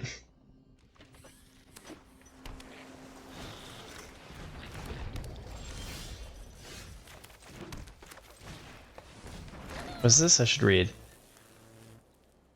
Huh. This doesn't seem like that strong unless they're blue-red? Can't block, they're just gonna race me. Oh, they're gonna race me?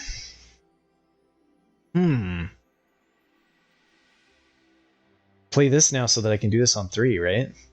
Because they can't block. Yeah. This is fine.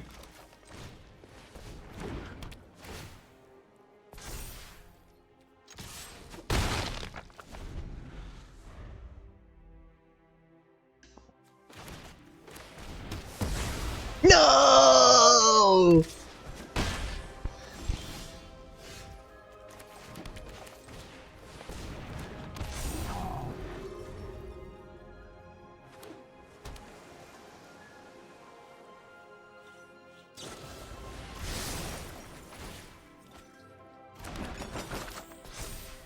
Hey, they're going for bounce and racing. Okay, okay. Dude, we could do the Pixie and then kill their 3/4 with a combat trick? Since they're pretty much out of attackers.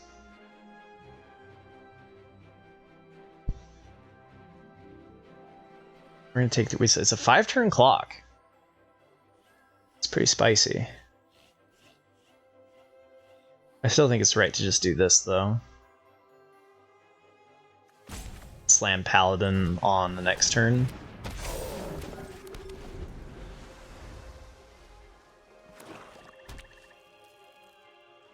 You get a lot of fun with Yorvo in Standard. That's awesome. Seems like a cool card, you know? Seems like a... Okay, so let's see. Counterspell.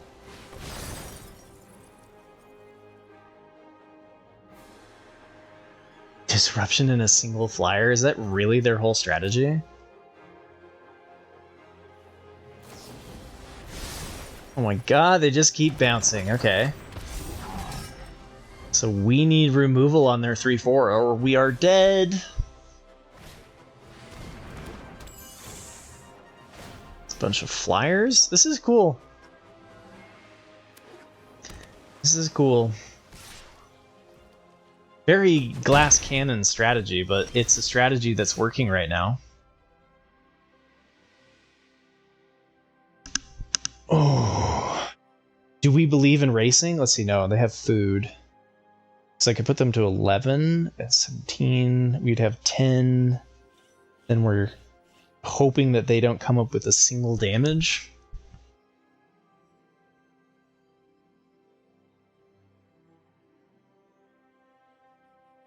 Need more green. Too bad we have so much blue.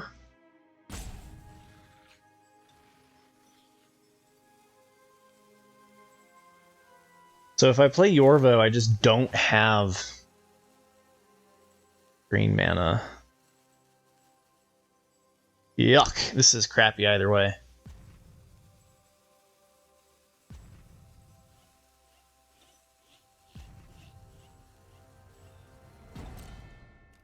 Block.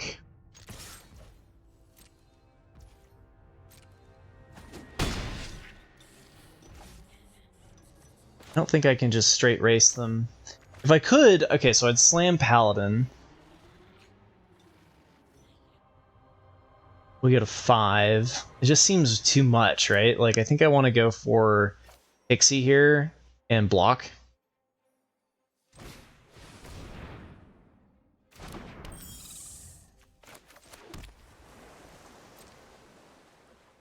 Because if we can get them down, I mean, if we can get them down to...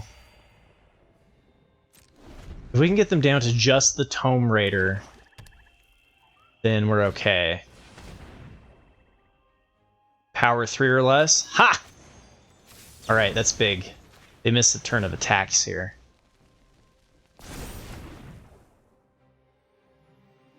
We don't get to trade for the 3/4, but they don't attack. Yes! Oh, let's go!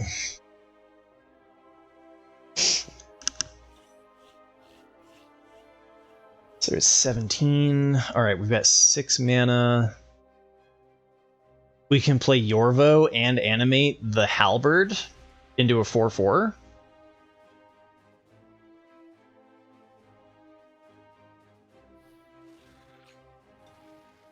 And then we can trade for... They can't attack. Okay, yeah, that's what we do. We go here.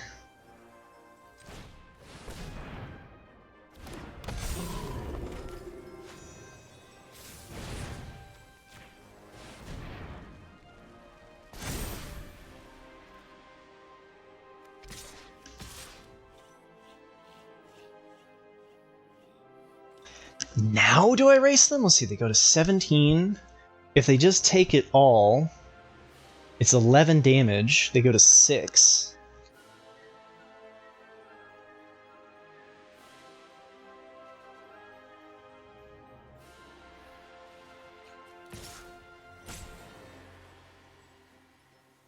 I wish I knew the set better.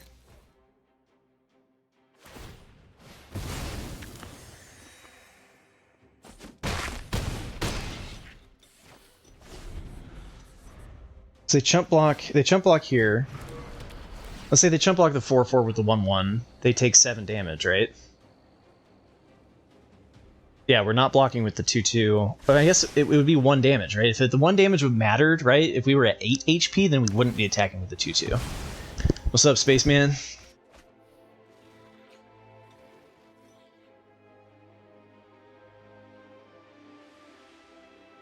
I think slamming Paladin this next turn is just going to be game.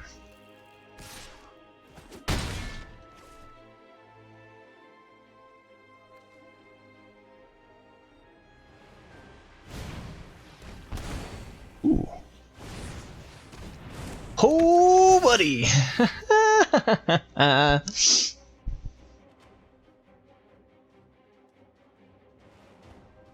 So they go to 9. They can't block with the Paladin, right?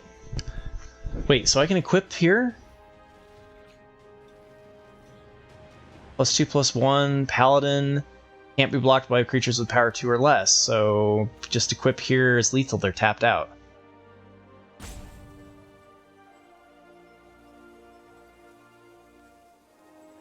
Enchanting Yorvo is fun too. I think there's a lot of different ways that we could go about this, but unless this doesn't work because of it being a creature, I can equip here, right?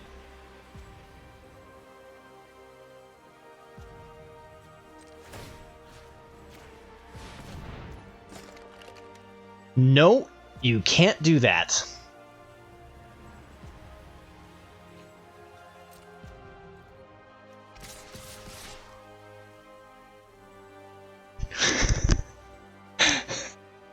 Apparently, if it's a creature, you can't. Oh, because of reconfigure. Okay. All right. Do we have it anyway? So they can't block here, so they go to 2. 4 from the lifelink. If I end up losing because of that, I'm going to be a little bit pissed.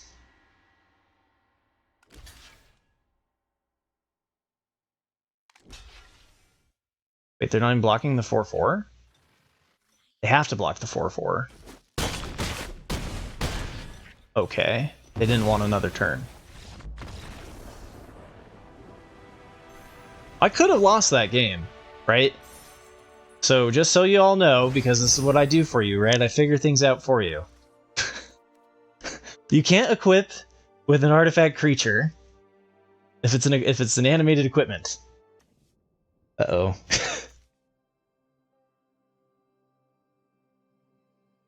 Okay, so we've got a 3 that ramps into our 5s if we hit a land. But it's not doing anything until turn 3. I think I'm just going to play the cabin out tapped. In case we don't draw the lands. Alright, there's Ginger Brute. This is acceptable.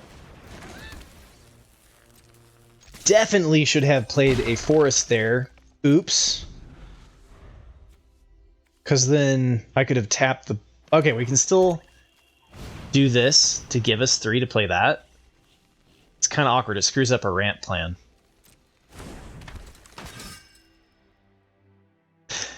Tim the Snake's all in, baby. Alright, well, that wasn't ideal. But we don't even have... Let's see, Yorvo... Oof, man, I still think getting to 5 is better here. Do they trade the Ginger Brute? It's good, repeatable, unblockable damage. We have a good blocker. God, man, so many options in this game. I'm going to go with not attacking, though. Just playing it as a 2/3, and hope we draw a land. It gives us 4 next turn. We could also play Yorvo. Okay, we hit the land. Very good.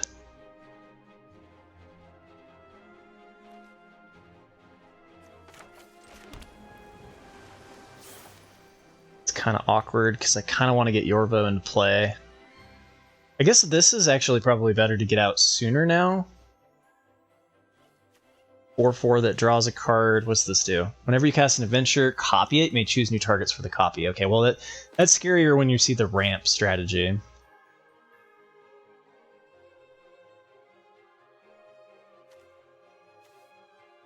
Specifically green, so we want to do this before this. It's just awkward.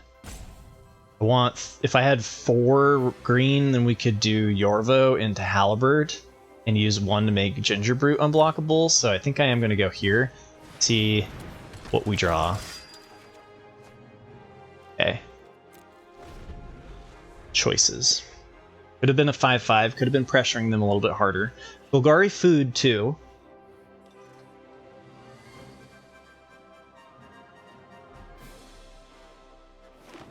But look at this, we just have 5-drop, 5-drop, 5-drop. We're just gonna start dropping 5s, man.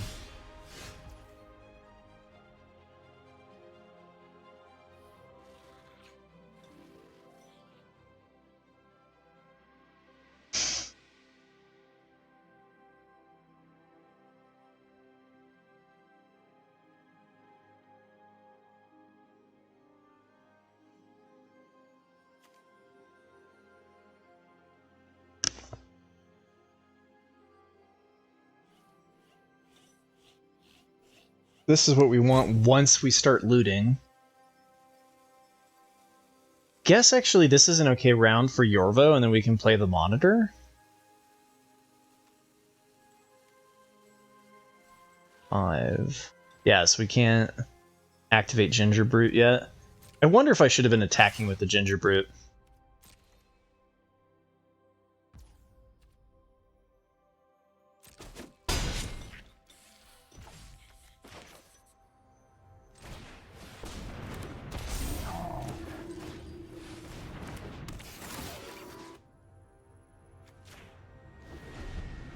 Okay.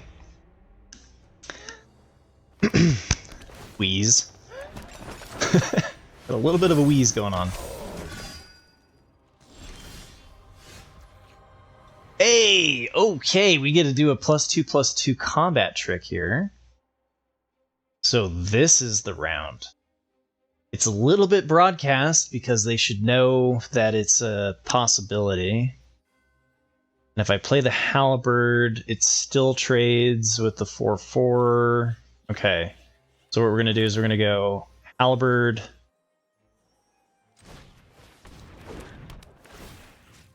Here. Activate with blue.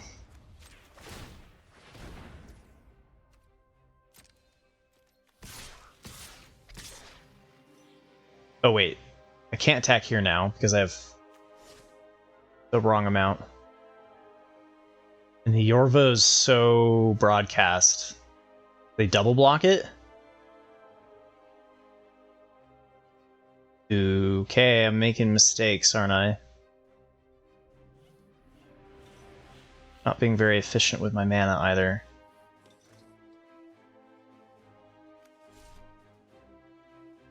Okay, so I screwed up.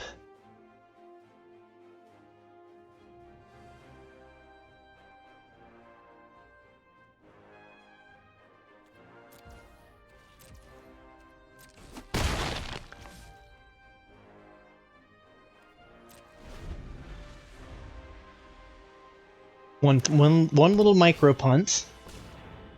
Oh god, they have so much food.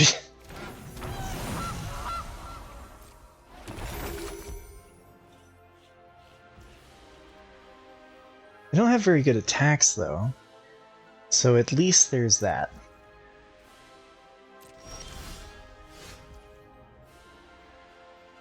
Wow, we are stuck on lands. They've got 6 over there, we've got 4. Luckily 4 is okay. We really need to hit that 5th land though. Alright. Yorvo as a 5/5.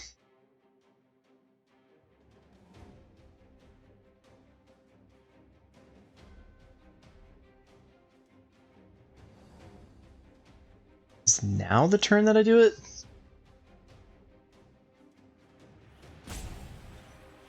Yorvo doesn't get an additional +1/+1 counter, right? Because it has to be the greatest.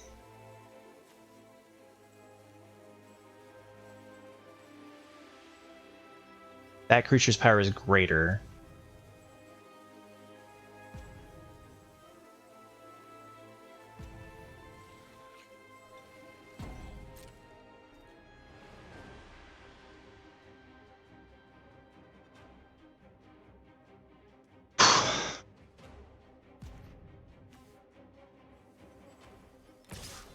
We can still make this unblockable, which I forgot to do.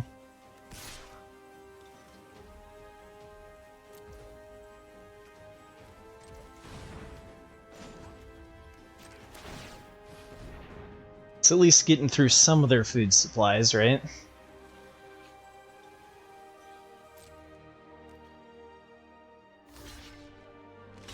Ah, the multiple block. Okay, so we just trade it 1 for 1.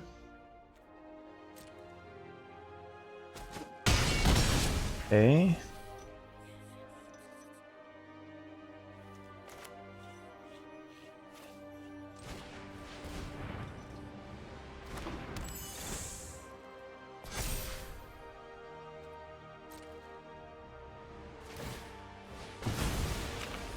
They've got a lot of food over there. So now we have a total of 6 mana.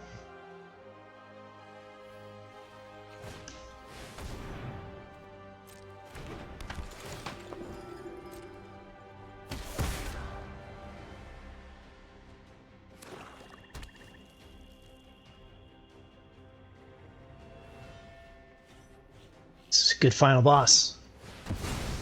Oh man, Revenge of the Ravens. Uh-oh. Well, at least we're gonna just be attacking with big beefy dudes. Have no. Okay.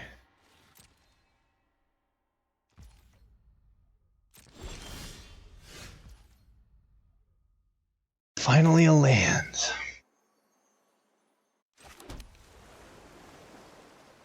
Okay, so Shiro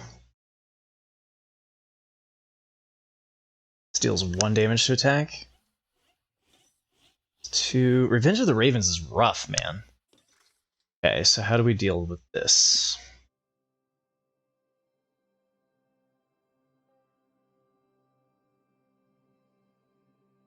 We can make it into a 6/6. Still a 2-for-1 trade. It's not great. I have a total of 7 mana. So now I go here. Cast it with Adamant.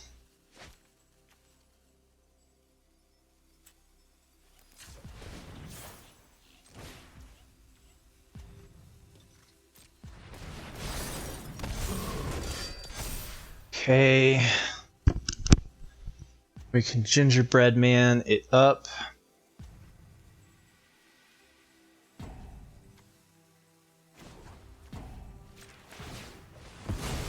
Wait! I just sacrificed it! I pressed the wrong one! Oh... Ah! Guys, that was supposed to be a 3-day... I was supposed to... My unblockable damage. What the hell am I doing? What? Alright, well... Okay, so let's say we would have done 2 damage. Recurring I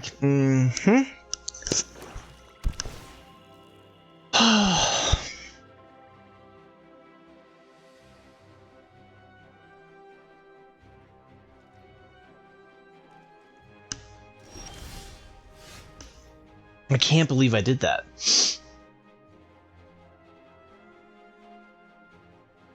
Yeah, thank you, Woodfeld. I'm so...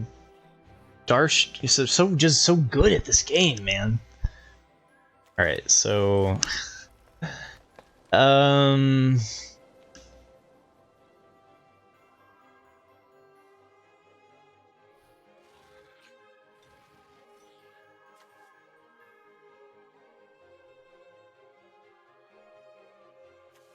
+ 1 makes it 6/8. 6/8. We have a total of 9. Maybe they put everything on it? Otherwise, it looks okay. Happens to the best of us. This would make it 8, which is still prone to getting double blocked.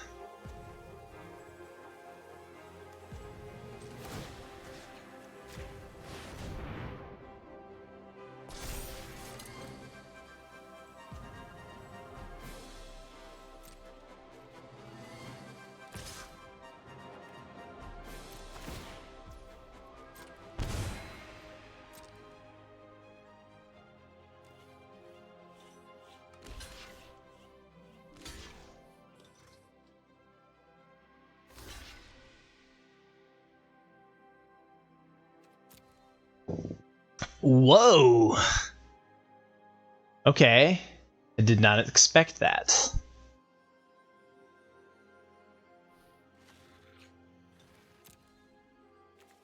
Okay.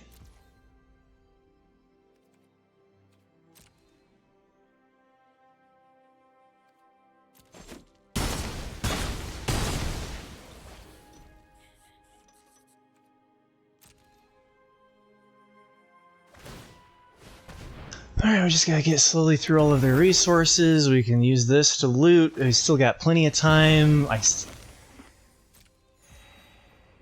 They're gaining a lot of life, you know? I might not even been able to attack with Gingerbread. Damn it. Are we just not gonna be able to do enough with Revenge of the Ravens? Let's see. I have 3 more Paladins in the deck, though.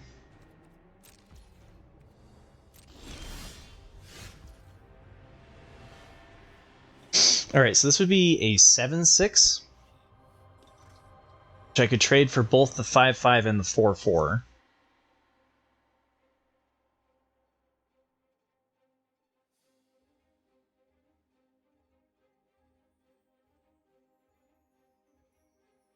The problem is I can't deal damage unless I have more of my paladins.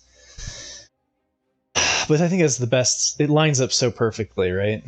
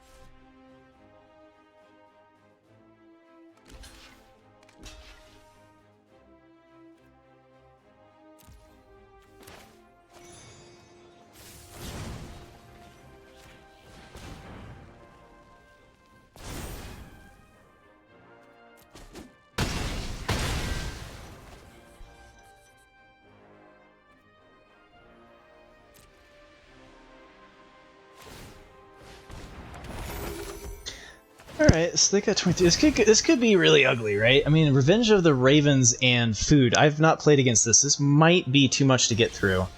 But I know that my deck has the ability to recuperate, right? We've got 3 paladins to go find. Let's see, what else do we have? I'd rather tap my blue out, which is fine. Okay. Looting time.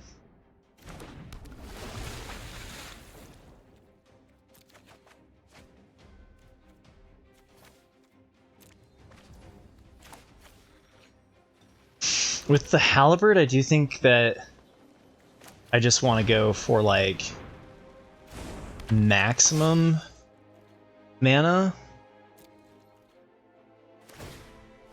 No, they're gaining 3 life a turn, which is really disgusting. Maybe I'm letting them have too much time here.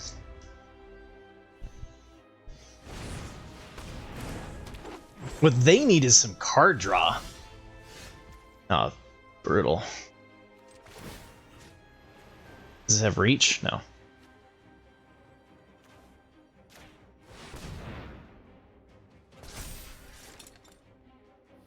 So it deals 3 damage. It's a 7-turn clock, so I can do it without killing myself. It ain't great.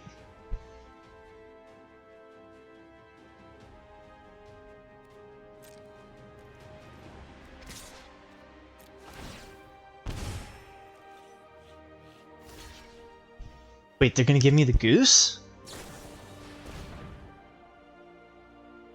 Oh. Okay.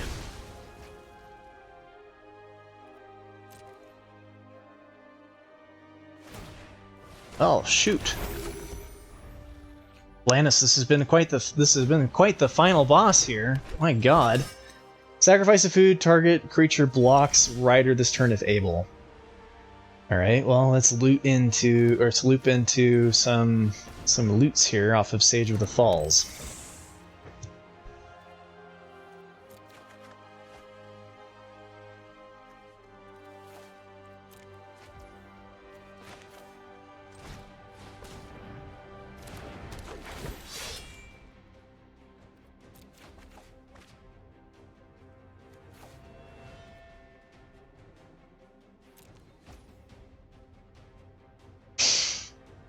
Halberd we can still attach.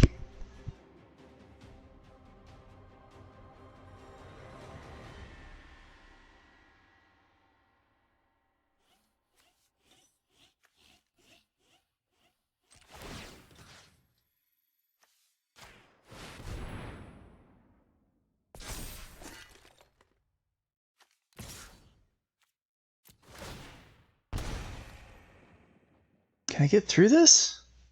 There's so much life.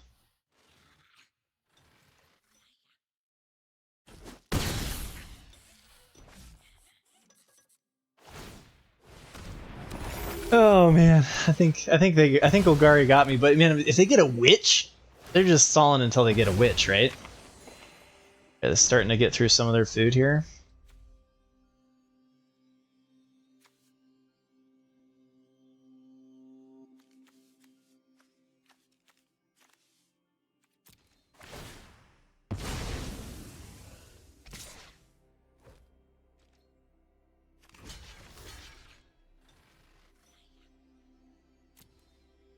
Was I supposed to block it with more?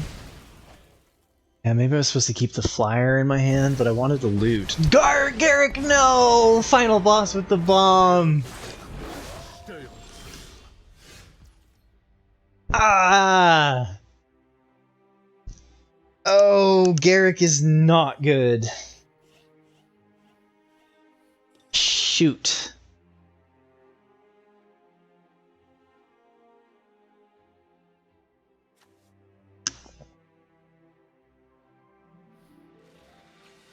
Creatures you control get +3/+3 and have trample. How does it ever go up in loyalty? When this creature dies, put a loyalty counter on it. Oh my god, that's so disgusting.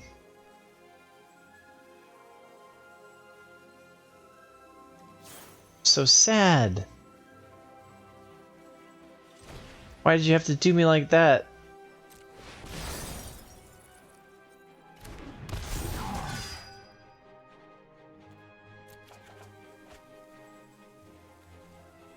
Wait, enchant creature, turn something into a 3/3?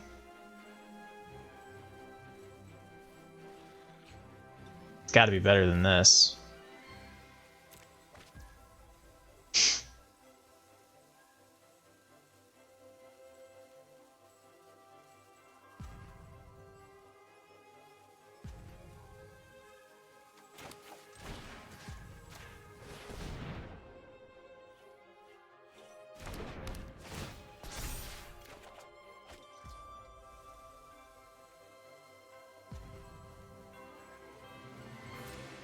I think there's only one way. Oh wait. Oh no, this can't attack. I have to prevent this from happening, right? I don't even know if this is right.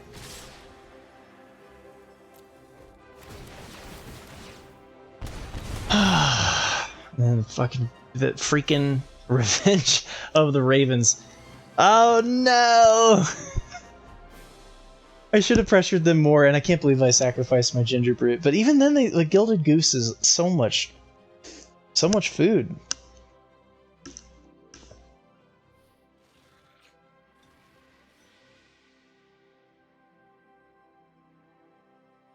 Yeah, this has certainly not gone terribly well, has it, Merc? Wait, they're multiple blocking.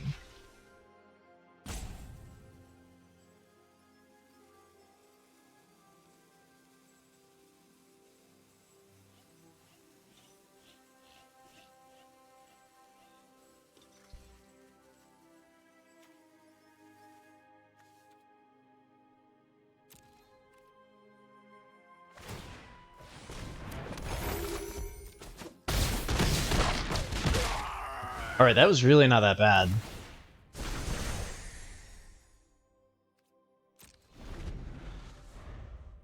We might be able to get through this.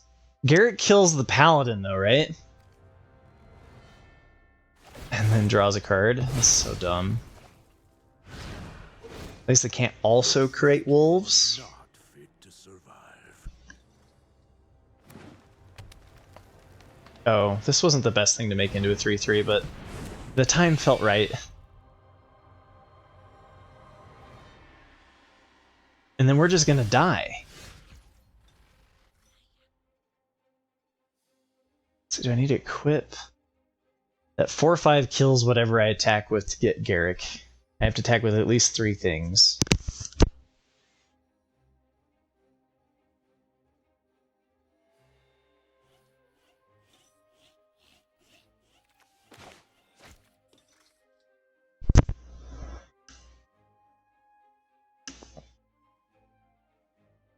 Take 3 damage. This defending player has 2 or fewer cards in hand against flying until end of turn.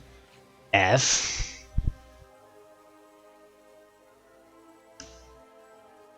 We have to attack Garrett. Why? This game was interesting until Garrett came. That's for sure.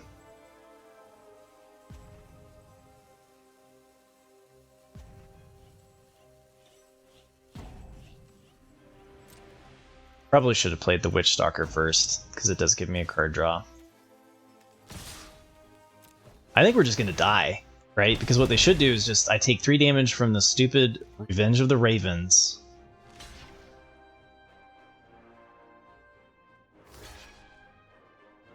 Wait, why the...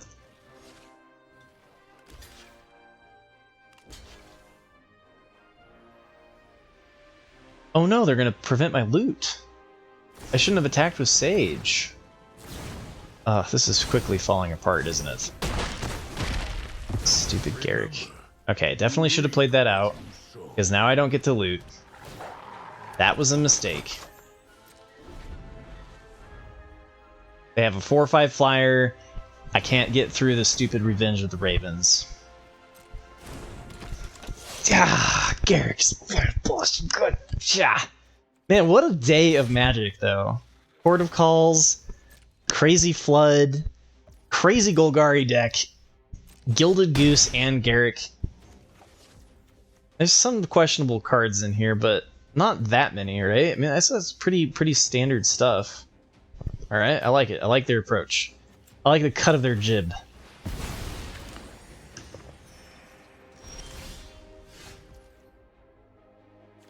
One, two, three, four, 5, 6, 7, 8, 9. So I can't play the Halberd and the Paladin.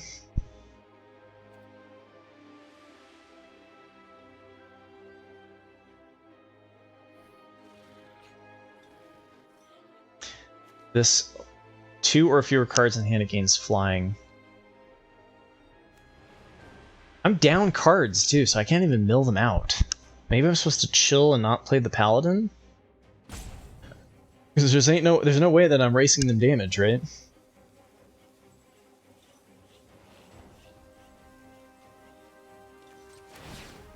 I go here.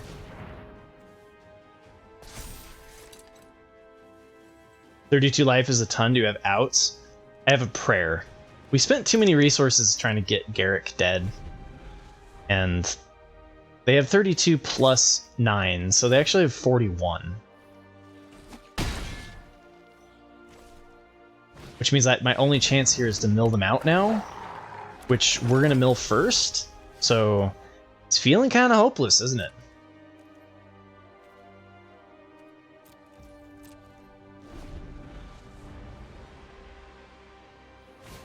Though at least we killed Garrick.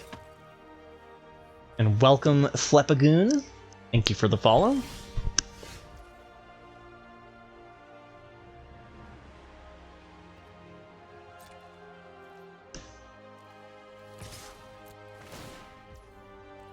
I have to kill them in 5 attacks. That ain't happening. It's 2 or less? 2 or fewer? Okay. I don't even know. We're just going for it. We're playing cards and stuff. I think we're just dead to an A-space attack here.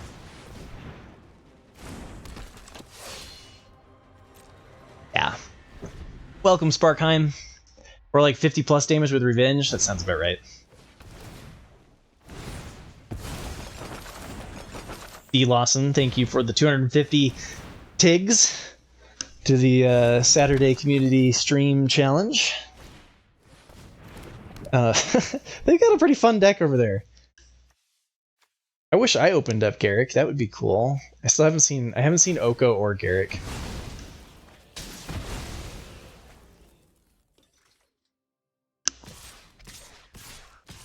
Hey Isaiah, how's your Friday going?